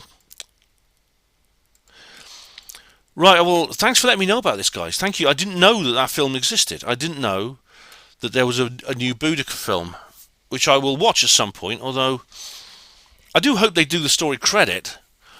But for me, it's not easy. It's something I'd have to sort of like. It would be like almost a. It would almost be like a. To watch it, I know is going to be very, very upsetting for me and painful, and it's something I have to prepare myself for emotionally. It's like, it's not like going to just watch a movie. It's like it's something I have Boudica moments over, and I will have one. I mean, if I do a review of this particular film, I'll have to call it One Long Boudica Moment. That's a good title, I think. But thanks for letting me know, guys. Neil Peel. Ben, here is another US report of the sighting of the Aldeburgh platform, but take a look at the photo at 11:15 of a guy on a similar flying platform. Oh right. Oh, this is a comment left on the Aldeburgh platform. Really? I'll just get the ads clear. I'll just let the ads clear. The Aldeburgh platform. I went to the place where the Aldeburgh platform. Oh, I had a skip button there. Here we go. Yeah, this is called Aliens and UFOs, the 1916 Aldeburgh, Suffolk incident, which involved 12 beings on a floating platform. Hello, everybody. This is Fernando for the latest. So I'm not going to show you. This is crash occurred to his mom, and the way he described the house, almost that's as it. if That's it how was it's gonna described. an arch of some. Let's see, silent, 11:15. Also traveling at a height. Soldiers, whoever is within Oh yes. these crafts to be able to move about in a similar fashion. Now, not quite as large as, let's say, being able to hold. Right. This is a test This is a flying platform that was tested. It's the USN there, U.S. Navy. ONR is something to do with research, Office of Naval Research, I think that is. And here we have a guy flying on a platform. Now, this is powered by essentially a jet engine pointing downwards. I've seen this, but I think it's not. It is way long after the 1916 incident. This was, I think, was it in the 50s or 60s? This was tested. This was in the 19 teens. This happened during World War One. The aliens and UFOs thing occurred. 8, 12, is he going to mention the application too? Another idea was that it could have been a Zeppelin that was holding, in this case, a platform, a viewing platform of some sort. All right, they're right. Now I know what he's talking about. The Zeppelins in World War One, the Zeppelins actually used to lower a. They used to lower what was called an observation. It was like an observation pod. It was like a little thing a guy sat in. They didn't stand on it. They sat in it, and they would actually. They used the clouds for cover on cloudy days, and they fly above the clouds and lower on a cable this small object, this small seated thing with a seat in, and the guy would go down, lower and below the clouds, and do a bit of reconnaissance, and then come back up again. But the actual Zeppelin pods didn't look like that. The Zeppelin pods looked like small aircraft, actually. They didn't have wings, but they were like streamlined. And no, they weren't like a flat platform with a rail, with any people standing on them. There was usually just one guy, and he was sitting in the seat. So, but that's interesting, Neil. Thanks for that video. That's very interesting. The platform though you showed me is jet powered. It's very noisy, and the Aldeburgh platform was described as completely silent. the platform, the U.S. Navy research platform, with the jet on it, was very noisy, and it only held one person, and it was built many decades later. So, to me, that's not. You probably, Neil, would understand that's not an explanation. So I appreciate that. Thank you very much. Thank you. Carlson versus Putin, part 1, live stream part 1 of 2. Phuket says, "You'll be history in 24, mate. Back it all up." Well, I hope not, Hugo. I'm sorry. I hope not, Phuket. But I have backed everything up. Everything I publish on YouTube is also available on alt tech sites, BitChute, Odyssey, Rumble. You'd have to be foolish to put all your eggs in the YouTube basket these days if you're a controversial content creator. Right, we have here the Apollo Detectives 13 new Sea Rock evidence. Proselytizing Orthodox Pentecostal trans rabbits, says here, otherwise known as the Apollo Defectives. Ha, bloody ha, bloody ha. My sides, rabbit. Do you think you're being original? Steve Mumbling called me that. Steve bloody Mumbling came up with that. The Crafty Nihilist has put in a link to the part 2. Now, what happened was, as you know, the entire live stream went down after 53 minutes. It was just stopped because a stupid non-existent copyright complaint or copyright trigger was issued, which I have contested. But basically what I did was I simply carried the live stream on Rumble, and Crafty Nihilist has helped me to distribute has helped me distribute the URL for the Rumble live stream that followed immediately after. So I must say, I want to thank everybody who followed me over to Rumble. I really appreciate that, because so many of you did. I had dozens of people in Rumble. Some people setting up accounts on the spot and following me. I really appreciate that. Thank you very much. Diego Rivera says on the Carlson versus Putin live stream part 1 of 2, they took you out, Ben. Oh, they did, yeah. Part 2 of 2 is unfortunately only on Alt-Tech. Neil says, "Hi Ben, sorry I missed most of this. I've been out with the family. Hope it went well." Well, it had a few problems, Neil, as you know. You can see it ends very suddenly, and I had to move over to Alt-Tech and finish it on Alt-Tech. And now the rest of the live stream is only on BitChute, Odyssey, Rumble. But apart from that, it went well. Yeah.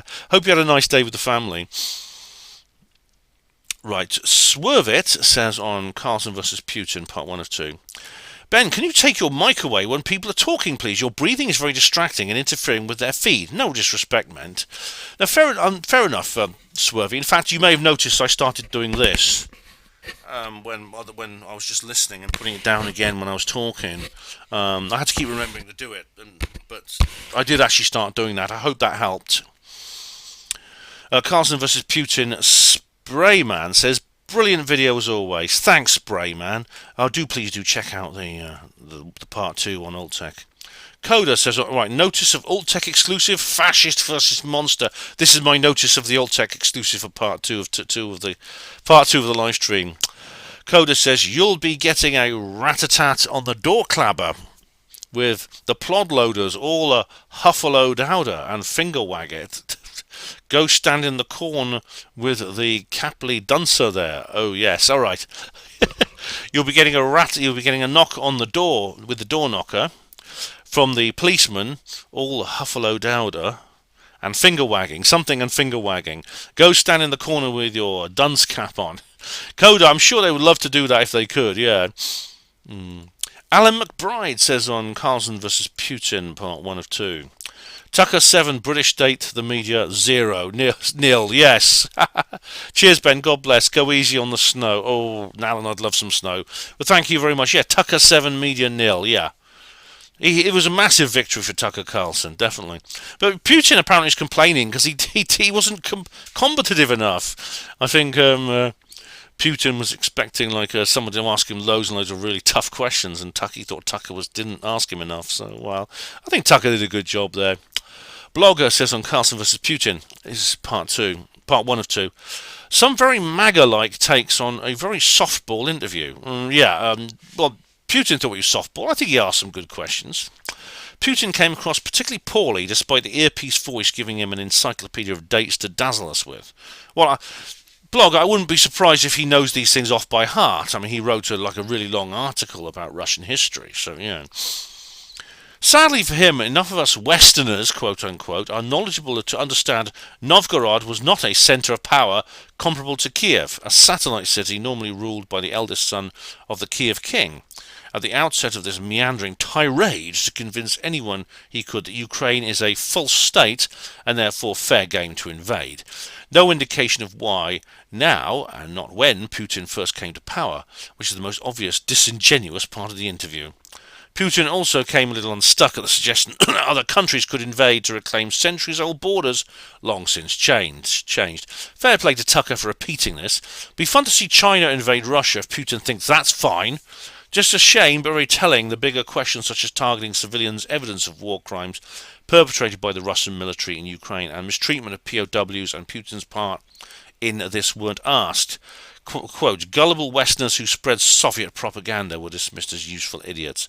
Quote, but calling Tucker that is unfair to useful idiots. Now he's made a cynical decision to chase MAGA affection for dictators. And what better way to cash in than Putin's Kremlin? All right, Blogger, I actually made some of these points when I interviewed Bowler Hat Boy. I can't remember all the details about Russian history, the Russian history thing, but there is an article talking all about it. But Putin has never suggested, I don't think he ever suggested in this article that Ukraine should simply become part of Russia. Here's what you call an invasion, which I call a liberation. Did not have the objective of regime change other than it was to secure the Donbass and also the biological warfare laboratories. Now, I know Putin does want regime change in Kiev. He wants to get rid of the globalist Zelensky globalist frontmen and the ones that came before him and replace him with the rightfully elected president, Yanukovych, or someone to succeed Yanukovych. That's what he wants. He wants a Russian-friendly government in Kiev. Isn't that somehow okay? Because other countries do this sort of thing. I don't think Britain would be very happy if, for example, there was an anti-British government came to power in, say, Dublin or The Hague or Paris. I don't know, gullible Westerners spreading Soviet propaganda. I don't know if you're referring to the Cold War. You're referring to historical. if you're referring to history and they're the communists in the Cold War, maybe you're referring to that. I don't know. But you said Tucker, and there are certain Tucker could have asked more serious questions, and indeed even Putin himself suggested that. He thought, I wish he'd asked me some tougher questions, he said afterwards. And maybe Tucker should. I wish Tucker had asked him about the UFOs. Why didn't he? Anyway, but, it's the rest of it is just stuff that Bowler Hat Man has gone into. Do watch my interview with Bowler Hat Man, or my debate with Bowler Hat Man, because I do wipe the floor with him totally and utterly. Hugo Roon says, oh, you mentioned Hawaii. I've been there, look forward to it. You've been everywhere, Hugo, haven't you? That's on Doomsday Bunkers. Also on Doomsday Bunkers, Hugo. Zuckerberg. And Hugo says on Doomsday Bunkers, I worked on Oahu, Anscan. Oh, right. Nice. It looks lovely, I'll tell you, Hugo. It really does. Carlin versus Putin, Tor Engen. There are 3 prophecies about Russia. Is the saviour of the world. It's from Baba Vanga and Edgar Casey and Our Lady of Fatima. Oh, right. Oh, no, I've heard of those prophets, Tor Engen. Very much so, but I didn't know that Russia being the saviour of the world. I don't know. In that case, maybe it's true. I mean, I've often said I believe Russia is a very, very positive force in the world. It's essentially a superpower that's not going along with globalism. As I said, this doesn't mean they're anti-New World Order, just they're not doing what they're told, which means the power of globalism is limited. The Illuminati don't have total control. Bill Bailey says on Lighthouse Watch Party introduction, stop smacking your lips, you animal, you're disgusting. Fuck you, Bill. Tor Engen says on Valentine's Day live stream, I heard about one working in Japan. He got sacked, girlfriend left him, and got drunk and shit his pants in public on the same day. Oh dear. You heard of one working in Japan? Alright, is that someone who sent a Valentine's card? That's very sad. I mean, the Japanese take this sort of thing very seriously, don't they? They do this thing with a knife, don't they? If they are really dishonoured. But oh dear. Straw Person, that's Marky Boy, says on Valentine's Day, great, now going for my walk by the sea. This will last me well for that. Good on you, Marky Boy. Hope you had a good walk by the sea.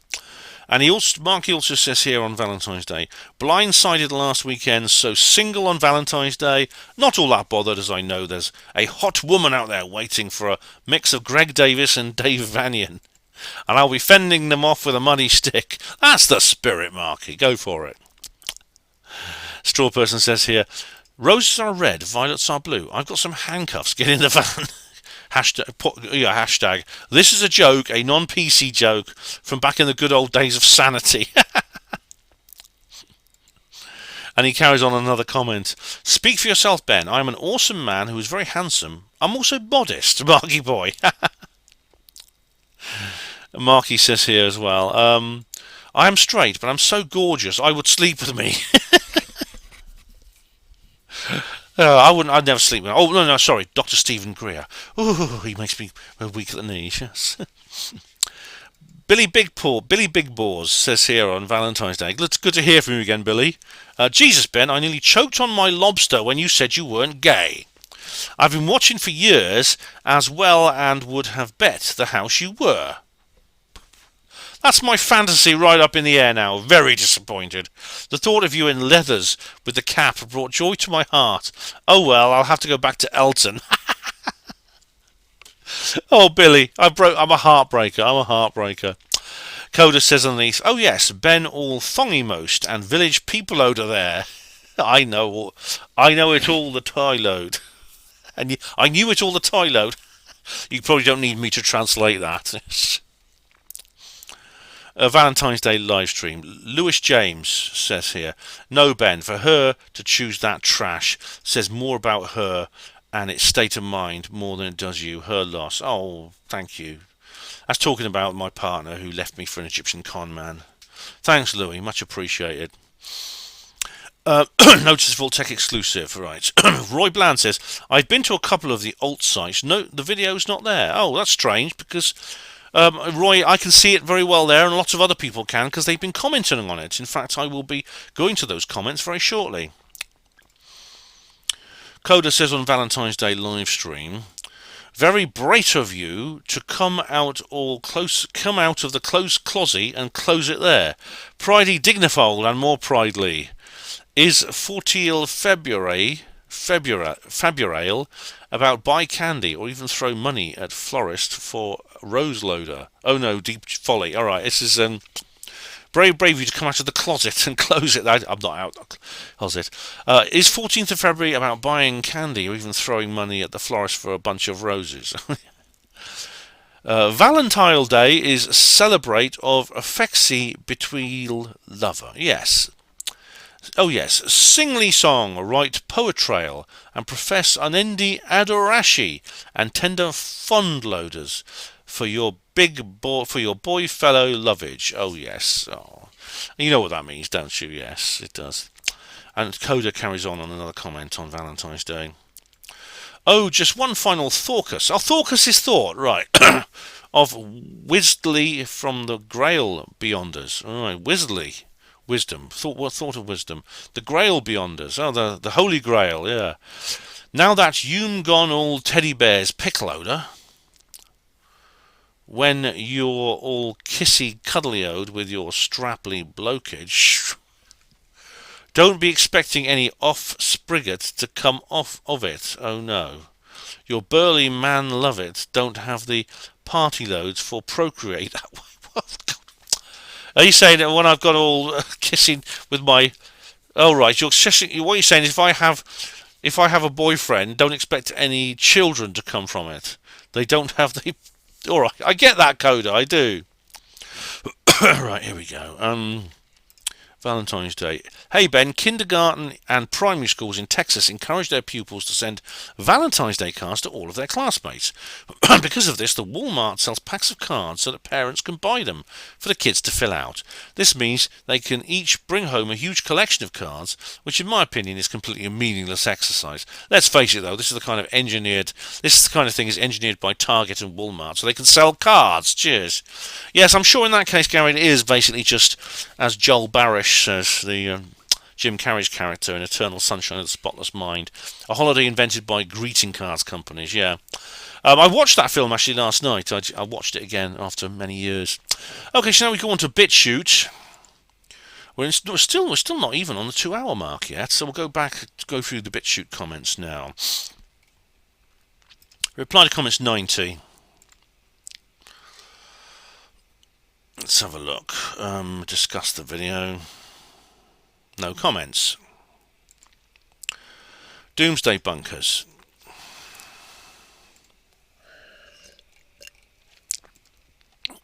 No comments. The Lighthouse Watch Party introduction.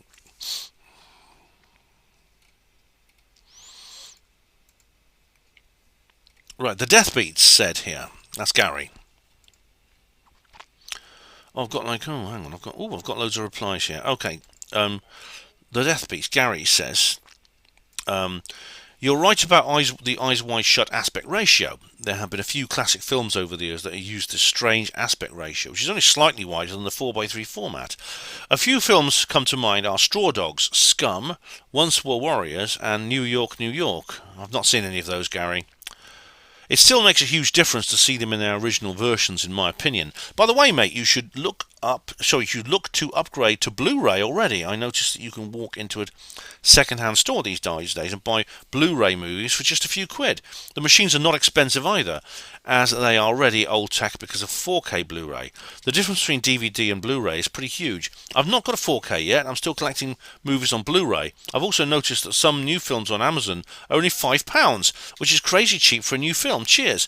Yeah, I actually picked up this video. The Lighthouse was only about £5 on DVD. I mean, I could have rented it. I could have rented it for like $2.80 or something. But I thought I might as well just buy it.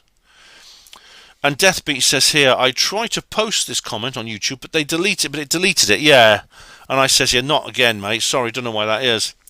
And Deathbeat says, not to worry, mate. Whenever that happens, I'll jump onto BitChute. By the way, did you see that Elon Musk is financing Jan Carano's legal campaign to go after Disney and Lucasfilm for firing her because she wouldn't put pronouns on her Twitter blog? But good for him. I mean, I couldn't believe they do that just because she wouldn't put her pronouns on Twitter. Bloody Disney and Lucasfilm fired her? Oh, dear. It looks like certain people, including the head of Lucasfilm, Kathleen Kennedy, and her minion, Leslie Headland, who was another woke lunatic, have been conspiring against her, and they apparently have emails to prove it. This could be an important event in the fight against woke. Cheers. Yeah, I wish her luck. I wish Jan Corano luck. I mean, it's obviously this was probably something opportunistic. It was probably just an excuse to get rid of her. But like I say, if there's emails to prove it, they could say that she has a case against them for getting rid of her on a trumped-up charge. Yes. Good luck to her, I say. Yeah. I think we have maybe past peak woke now. I really think we have. Okay, Carlson versus Putin live stream. This is part 1 of 2. This is the copy I put in. No comments. This is just the copy of the YouTube. I answered Gary, didn't I? Let's have a look. I think I did. I just want to check that I did all of the comments on. Yeah, I did on the. Okay, so right, there's part 2 of 2 of Carlson versus Putin live stream. This is an Old Tech exclusive. Dark journalist. No. Is this dark? It's not Daniel List, is it? Not the dark journalist, surely. You can't be. You don't watch me, do you? Let's have a look. Oh, there's no. Oh, right. There's no. I can't actually open the channel. Hi, Ben. Please give me your honest evaluation of how the fascist death cult cabal-controlled NATO cabal, world secret government, mainstream media are and misinforming the public about the multi-generational genotoxic effects of our planet's completely destroyed ionosphere. That's a long sentence, a long question. The above-mentioned genotoxic effect can be seen in radically increasing skin cancer, melanomas, deteriorating eyesight all over the world. Are you... Oh, I think I know who you are, dark journalist. Are you a certain gentleman on Rumble who always comments on my videos? You are, aren't you? You are the X-Series. I think you are. I think you're the X-Series. Well, the answer, yeah, my honest opinion is, X-Series, dark journalist, is my honest evaluation is there is definitely geoengineering of the atmosphere going on, and I've done many, and you provide some references here, and including Elon Musk, Stephen Greer, global warming, UFO secrets. Why do so many people need glasses now, including me? I never used to wear them. Are humans slowly losing their eyesight? Why ultraviolet light is harmful to our eyes? Melanoma and skin cancer awareness. Yeah, there's geoengineering going on. It's possible that the natural pole shift might also be playing a role. Okay, well, thanks for. I'll look into that. And finally, Valentine's Day live stream.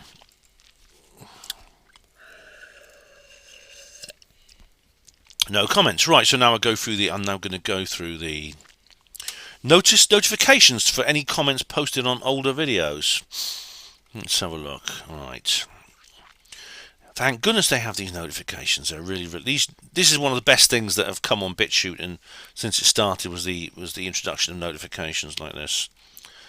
But I still think Ray has a lot of work to do. He needs to get his act together on certain things, such as being a bit rash in setting up an office and headquarters in a country which is notorious for censorship. Why didn't he do it in Thailand? I mean, he lives in Thailand. He's British, but he lives in Thailand. So why couldn't he? Sweeps Fox has replied to me on his videos. That's cool. I'll check those out later. Right, here we go. Keep going down. But why can't he set up his offices near where he lives? Because Thailand probably is not as obsessed with censorship as Britain. Why not? You say all these people could. Any of these third world tigers, countries like Brazil or Nigeria, they could really do a good job of becoming the go-to place for censored internet. This would be great. This would be brilliant for their economies. It really would. It would, and for their standing in the world, it would really be a great thing. And that's it, I think. Okay, yeah. So, as always, back up to the top. Mark all as read. I'll give it a moment. It takes a while to. And let's have a look at what's on Odyssey then. So I'll go to notifications, and it's very easy because I have comments here. Comments, and we have here Carlton versus Putin live stream. I'll start with that one. That's part 2 of 2. I don't. This video is not going to be inside 2 hours. I don't think, not quite, but it will be. I just got to wait for the video because the video will start automatically. It plays automatically. We should not only. Right. Okay. And we have Sibiant Dreams again, who says here. Now then, Putin is very convincing at the level of detail, but his account of the bigger picture doesn't entirely make sense. If a resolution to the conflict leaves any Ukrainian state, even a diminished rump, it will continue to be a springboard for NATO intervention, a focus for grievance and generally a thorn in his side. Victory for Putin means nothing less than the occupation of all of Ukraine and the capture and execution of its NATO puppet regime. The SMO... What's SMO? Sorry. Never seems to be designed to do this. Instead, its purpose seems to have been to create a stalemate, horrible attrition, and a battlefield and massive loss. Oh, special military operation. I get that, yeah. Given the scale of military resources Russia has available to it, outright victory should have been possible within a year. Does Putin even want to win? He mentions in the interview the unbelievable stupidity of the German government in denying themselves a lucrative export market and cutting off their own reliable source of cheap energy. But it seems to me that no one in this conflict is acting in anything which could be described as national interest, Putin included. Right, in my view, based on reading his article and about his intentions, he does want to leave a Ukrainian state, but he believes he can create one which is not a springboard for NATO intervention, one which is allied to the Russian Federation. This is who Yanukovych was. Yanukovych was a Ukrainian president who was an ally of Russia.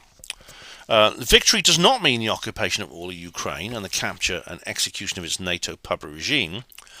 It does mean the primary of the special military operation, the objectives were to secure and make safe the Donbass region, where the ethnic Russians are, and to capture the biological warfare laboratories across the country and the Chernobyl disaster site. These have all been achieved. There's a long-term strategic purpose in Russia's foreign policy when dealing with Ukraine, which is to have a regime change which would involve a Yanukovych-like figure returning to Kiev and power. That is what he wants. He doesn't. I don't think he's never said that he wants Ukraine simply to become just one little county in the Russian Federation. He's never said that. I don't believe he actually said those words.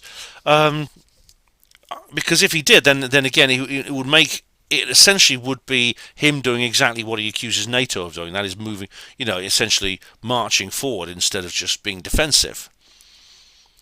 I think the fact that it took so long. I mean, the thing about it taking so long is news stories have been coming out about the war during the time it was running before Russia essentially won it, which took a long time. Which really I don't believe a single word of. I don't believe a single word they've been saying. I mean, there's so much contradictory information. They're even putting up pictures of helicopters and video of helicopters being shot down by Ukrainians, Russian helicopters, which are from computer games, and they're putting this forward as news footage. So I'm afraid I don't believe anything the mainstream media says about the Ukraine situation. But I think Putin is acting in his national interest. In fact, I don't blame him for that. But I wish he would act more in a global interest, in a way that benefits Russia. So, for example, do UFO disclosure, which he could do any moment he wants to. He has as much information as the Americans. Things like that. So, yeah, here we go. So that's that one. Thanks anyway, Sivian. That's a good one. Thank you very much. Now, part one of two. Hang on, I'm trying to. And we've got. Right, here we go. Sibian Dreams again, who says here. Oops. Putin has an impeccable grasp of history and puts his case forward with legal precision you might expect from someone with legal training. Ukrainian is indeed a contrived nation with no more basis of being independent than Yorkshire. The modern Ukraine is a creation of the Bolsheviks, who added a large pieces of territory where the Ukrainian language is never spoken, notably Crimea. Hey up, someone's knocking at the door. At it door. Well, you see, I don't. Yeah, I mean, I'm sure he's right about the history of Ukraine, but he's never suggested it should become like Yorkshire. I don't think he actually suggested that it should simply be absorbed into the Russian Federation. You can't go back in history. I mean, you can't go back and say, okay, this country was created by mistake, so then we should just abolish it. I mean, people have been... Oops. That's the end of an hour. Right, people have been saying this about Israel. I mean, you know, a lot of the Palestinian supporters have been saying, well, why don't we do this with Israel? Why don't we just simply roll things back to what they were before, kind of have a year zero thing, and reset Palestine from 1948? You can't do that. Not now. You can't just do that. I used to believe that might be a possibility, but I fell for that. I think that's a stupid thing to suggest. You can't just go fly in the face of all these people and what they want. You have to move forward with a new solution. Putin's got the sense to know that. And then we have Ivan Koshedya. Hello, Ivan. How you doing? Nice to see you again. Who is actually Russian. I'm going to put a few random letters after that comment. Yorkshire has existed for over 1,000 years. The Ukraine is an area which has been ruled by many different powers over the years, with their borders crossing it and moving back and forth over time. Actually, I should change the hour, shouldn't I? Sorry. Actually, I might as well have just kept going. I mean, I'm nearly done now. But anyway, yeah, Yorkshire has existed for over 1,000 years. This is part 3. Apart from the short-lived Ukrainian People's Republic 1917 to 1921, during that chaotic period, which was not a recognised state and did not have the same borders as the current one, the Ukraine as a country has only existed since 1991, and the project is not going well. Yorkshire would be a way more legitimate country than the Ukraine. It doesn't even have a real name. Ukraine is a corrupted version of the Russian word Ukraina, which means the outskirts or the borderlands. Yeah. The problem is, Ivan, there are a lot of people now in Ukraine who regard themselves as Ukrainian. Ukraine does have its own language. It has traditions, cultures, a church, etc. And whatever role they played, their ancestors played before 1991, and during the Soviet era and the imperial era, they now do have a country that is recognised, and simply abolishing that country is not an option. And I mean, Putin understands that. He wouldn't be so stupid. He wouldn't have got where he was today if he was so naive and ignorant about geopolitics. And he doesn't actually say in his article he wants to abolish the Ukrainian state. He said he wants it to be aligned with Russia, which is understandable because NATO are currently moving in there, and they're just sort of like making it one of theirs. And they've got Zelensky, and they're bigging him up as the big I am, because he's serving their agenda. Yeah, anyway, so that's that one done. I'll go back to comments. There we go. All right. Now we have Doomsday Bunkers. Sibient Dreams says here on Doomsday Bunkers.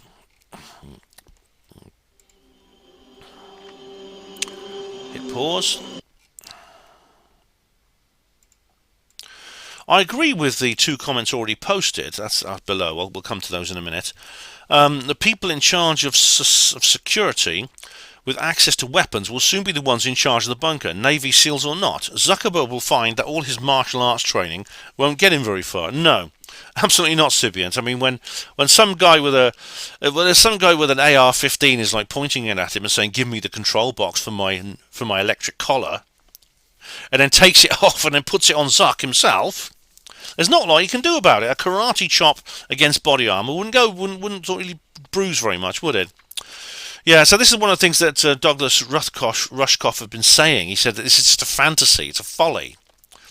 Denial of error says here, as soon as the shit hits the fan, all the servants and bodyguards will desert them. Yeah, I think they will. I mean, unless there is some incentive to stay behind. I mean, they could say things like, "Well, you can stay in the bunker with me and survive." And they'll say, "What about my family? What about all my family?" And say, "Well, there's no room for them.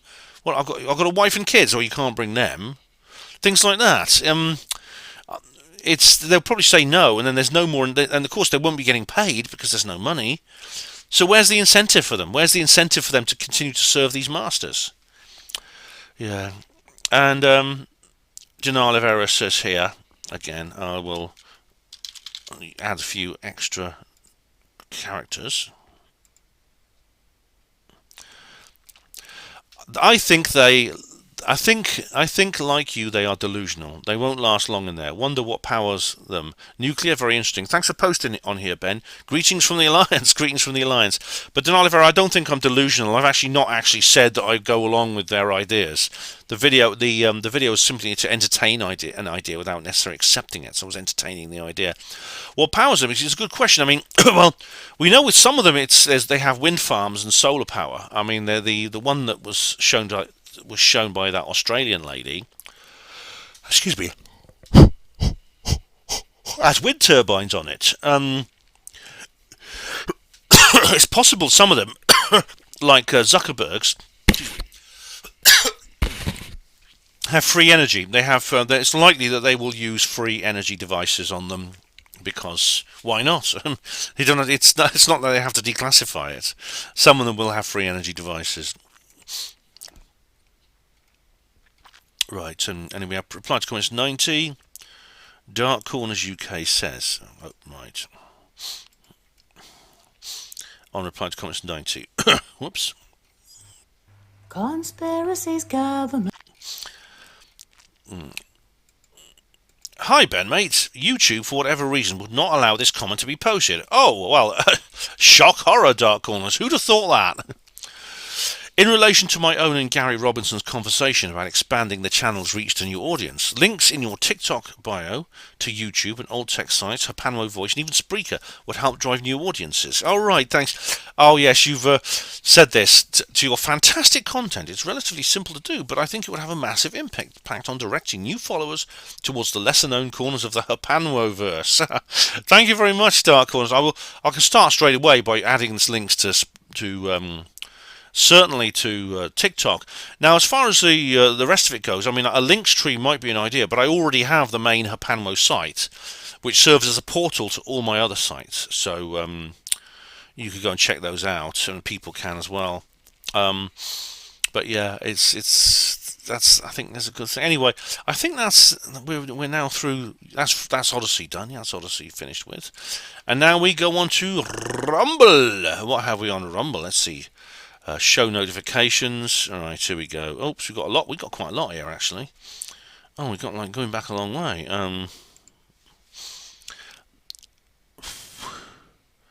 What's this here? All right, okay. I've got loads on. There's loads on bloody on Rumble here. Goulgawi. I mean, I'm just going to try and find out where I got to. Did I reply to that one? Yes, I did. That's 2 weeks ago. Right, we had Lenny. Otherworld Journeys. Oh, that's on his channel. Otherworld Journeys. That's Ellis. I saw Ellis the other day. I did meet up with him, and I just wished him a happy Imbolc. And I'd like to go and see Ellis. Yeah, I'd love to come and see you there. I'd love to go and visit you and sort something out there. Tessa 111 Lighthouse. Watch party introduction. Right, I think we're now at the point where the old videos start again. So Tessa says waves to Ben. I'll just write a comment here. Waves. Waving back, Tessa. I mean, I try not to repeat too many to Tessa because you know what I said about Rumble. They don't let you post you can't even post a comment on the platform more than once. And here we have Gugawi on reply to comments 19. Here we go. Right. Hi Ben. In one of your podcasts, you mentioned your direct email address for the hoi polloi. Are you able to let us know what that is again? Thanks. And I'll say yes, sure. I'll put here Benny J. This is my public email @gmx.co.uk. There we go. BennyJ74 @gmx.co.uk. Thanks, Gal Gudgie. Much appreciated. Right, Galguji commented on my June Watch Read Party introduction. Right, it's a video from a few months ago. I haven't actually got around to doing the video yet. Okay, so Gulgawi says here. Right, okay, so I'm gonna have to add a few random letters to the notice. Hi Ben, top-notch chat and input again. Thanks. Oh, you're welcome, Galguji. Thanks. Glad you liked it. I'm now looking forward to going back to find and rewatch the David Lynch original and, unknown to me until now, the other various Dune incarnations. Oh, forget the Villeneuve one, mate. Just stick with the Lynch. It's brilliant. By the way, my original copy of the Dune trilogy is like yours somewhere else now too, loaned in the 70s with love and glowing endorsements. Yeah, maybe you can track them down. They'll give it back after all these years. I remember I lent somebody my copy of the Skull Experiment book a little while ago. So, and then I sort of lost touch with this. This is someone I knew at the Spiritualist Church. And when I stopped going there, I lost touch with her. And I had to go and find out. I had to go and knock on her door after not speaking to her for 2 years and asked if I could have it back. And she said, "Oh, sorry, I've lent it to my boyfriend." And where's he? I don't know. We had a row the other day. I haven't spoken for 2 weeks. Oh, great. Anyway, I bought another copy of the Skull Experiment. Gulgawi continues. Hopefully all justly proudly on a bookshelf. Remember them? I've got loads of bookshelves. Somewhere, and not tragically or ignorantly or inadvertently or unceremoniously consigned to our current non-spicy earthworm landfill. Gulgawi, I really hope so, Gulgawi. I really do. Okay, so we have lots of people following the channel. Thanks. I had loads. I've had 15 or 20 people starting following my channel, following my with my Rumble stream. Right, we have here a comment on this Altec exclusive. This is Carlson versus Putin livestream part 2 of 2. And Chbirk, how do you spell it? CHBIRWK. Same thing happened to Mick West live of the interview. Mick West? Oh, Mike West. Is Mike West the same as Mick West? Because I can't imagine YouTube ever yeeting Mick West. Hugo Rune says here, I really am impressed by Putin here. Thanks for this, Ben. Oh, you're welcome, Hugo. Thank you for... Oh, hang on. I've got to wait. Please wait 20 seconds. You're posting comments too fast. Oh, shut up. All right, I've got to wait 20 seconds before posting any more. All right, then. Okay. Oh, yeah. Okay. And Hugo says, very interesting. We'll have to watch them again. All right, Hugo, do you mind if I just post you one comment reply notice for this? Because this Rumble is now saying I can only reply so many comments. Let's have a look. Is that going to work? Oh, it's worked now. Great. But you can only reply one comment every 30 seconds or something like that. I don't know. Right, so we'll carry on up here. Hugo Rune, Gulgawi again on part 1 of Carlson.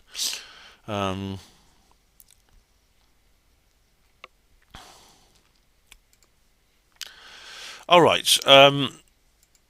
Gulgawi's having problems reaching me with the email I sent him. I'll just say here, sorry, don't know why that is. Sorry. I can't spell. Sorry, GG. Don't know why that is. He's having trouble reaching me with the email. That is. Feel free to DM me on Twitter. I refuse to call it X. Oh, what? Wait 5 seconds. You're posting comments too fast. Wait 5 seconds. 5, 4, 3, 2, 1. There. Please wait 5 minutes. Oh, you must be joking. All right. I've got to wait 5 minutes now. Oh, good grief. All right, I'll just have to wait. Anyway, the X series says here, hi Ben, I would very much like your official opinion on the fact that the Rendlesham-Bentwaters UFO incident was a nuclear weapons false flag attack by rogue factions within the NATO fascist cabal and was thwarted by ET and higher interdimensional beings. Hibs. And there's hashtag Harry, Meghan, King Charles, Stephen Greer, Rowney killed and murdered, New Armageddon false flag, UK Royal UFO members, covert Starseed genocide, Stephen Greer and the Rendlesham false flag and nuclear attack, UFO secrets, Prince Charles attempted murder versus Sai Baba, UFO aliens for Prince Philip's departure. Oh, X-Series, you're in good form today. Hi Ben, still bouncing back. All right. Google. Firstly, I can't post a comment. Let me just test. Sorry. Don't know why. Maybe somehow it'll work though. So why is Rumble not letting me post comments? Oh, it's worked that time. Okay. I'll just say. Here we go. I'll just reply to X-Series now. Right, I'll just try and just post this. Maybe it's just when I post a few weird reply to comments. See, if I do that, I bet I get a red banner. Please wait 20 seconds. Now, at least not 5 minutes. Alright, anyway, where was I? Okay, I'll carry on. I'll just leave that cooking for a bit. 1 of 2. Alright, that's it, I think. Yeah, because I've got Putin versus Carlson 1 of 2 open. And so I'm just answering these comments. And what I'll do is let's try again. And it's worked, right, okay. So thanks X-Series. My official opinion about that was a nuclear weapons false flag attack. Well, no nuclear weapons were detonated. So if it was stopped by ETs and higher dimensional beings, if so, I can say thank you. But I don't think that was the case. I don't honestly think that was the case. I think what happened was ETs actually arrived there for whatever reason, by whatever mechanism, and the guards at the base saw them. That's all I know. That's how I interpret this. So, I mean, there's no evidence to suggest it was anything else. I know that Richard D. Hall has done a video which I think is based on very, very flimsy evidence, with a hypothesis, or theory, whatever it is, which I don't really buy. But anyway, we'll find out. Maybe we'll find out. Anyway, that's Rumble done with. Now we go back. I'll just go back now and check go back and check my notifications for any comments that have appeared while I have been filming this video. Here we go. Let's have a look.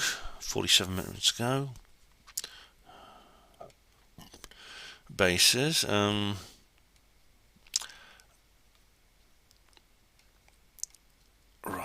I've got a few. Oh, Jam Noise has been interacting with me on her channel. I'll go and check that out later. 1 hour ago. Let's have a look. I think that's it. Yeah, there's no actual new comments that have appeared, which is good. Okay, so well, it's only just over. It's 2 hours 16 minutes. Don't take my glasses off. Here we go. So we come to the end of another comments reply video. Thank you very much, everyone. Excuse me. Oh, yeah. Thank you very much, everyone, for all your comments. Much appreciated. I will be coming back next week sometime with another video of some description. I'm not sure what. Maybe we should get on with the old. Maybe we should get on with the Lighthouse watch party. I'll watch it, do a review, etc. I'd like to go out and about again. I know a lot of you love my out and about videos, and I promise you, next month there will be. I've already got plans to go places, and there will be an out and about video there. But maybe I could organise my own trips. I could organise some of my own trips to certain places. I've got a place in mind actually. It would be like my trip to the Senedd, because I do feel I've got more ideas than time and money and energy right now to do videos, but I will try to do them. I will really try to do them as soon as I can. So thanks for all your comments. Obviously, without your comments, this video wouldn't be here. It's self-explanatory. Much appreciated to those of you who've left them. Thank you all of you for watching HPANWO TV. Hospital Porters, pride and dignity. Stop the New World Order. Conspiracies, government cover-ups, Earth mysteries, monster cryptids, psyops, saucers and black triangles, HPANWO.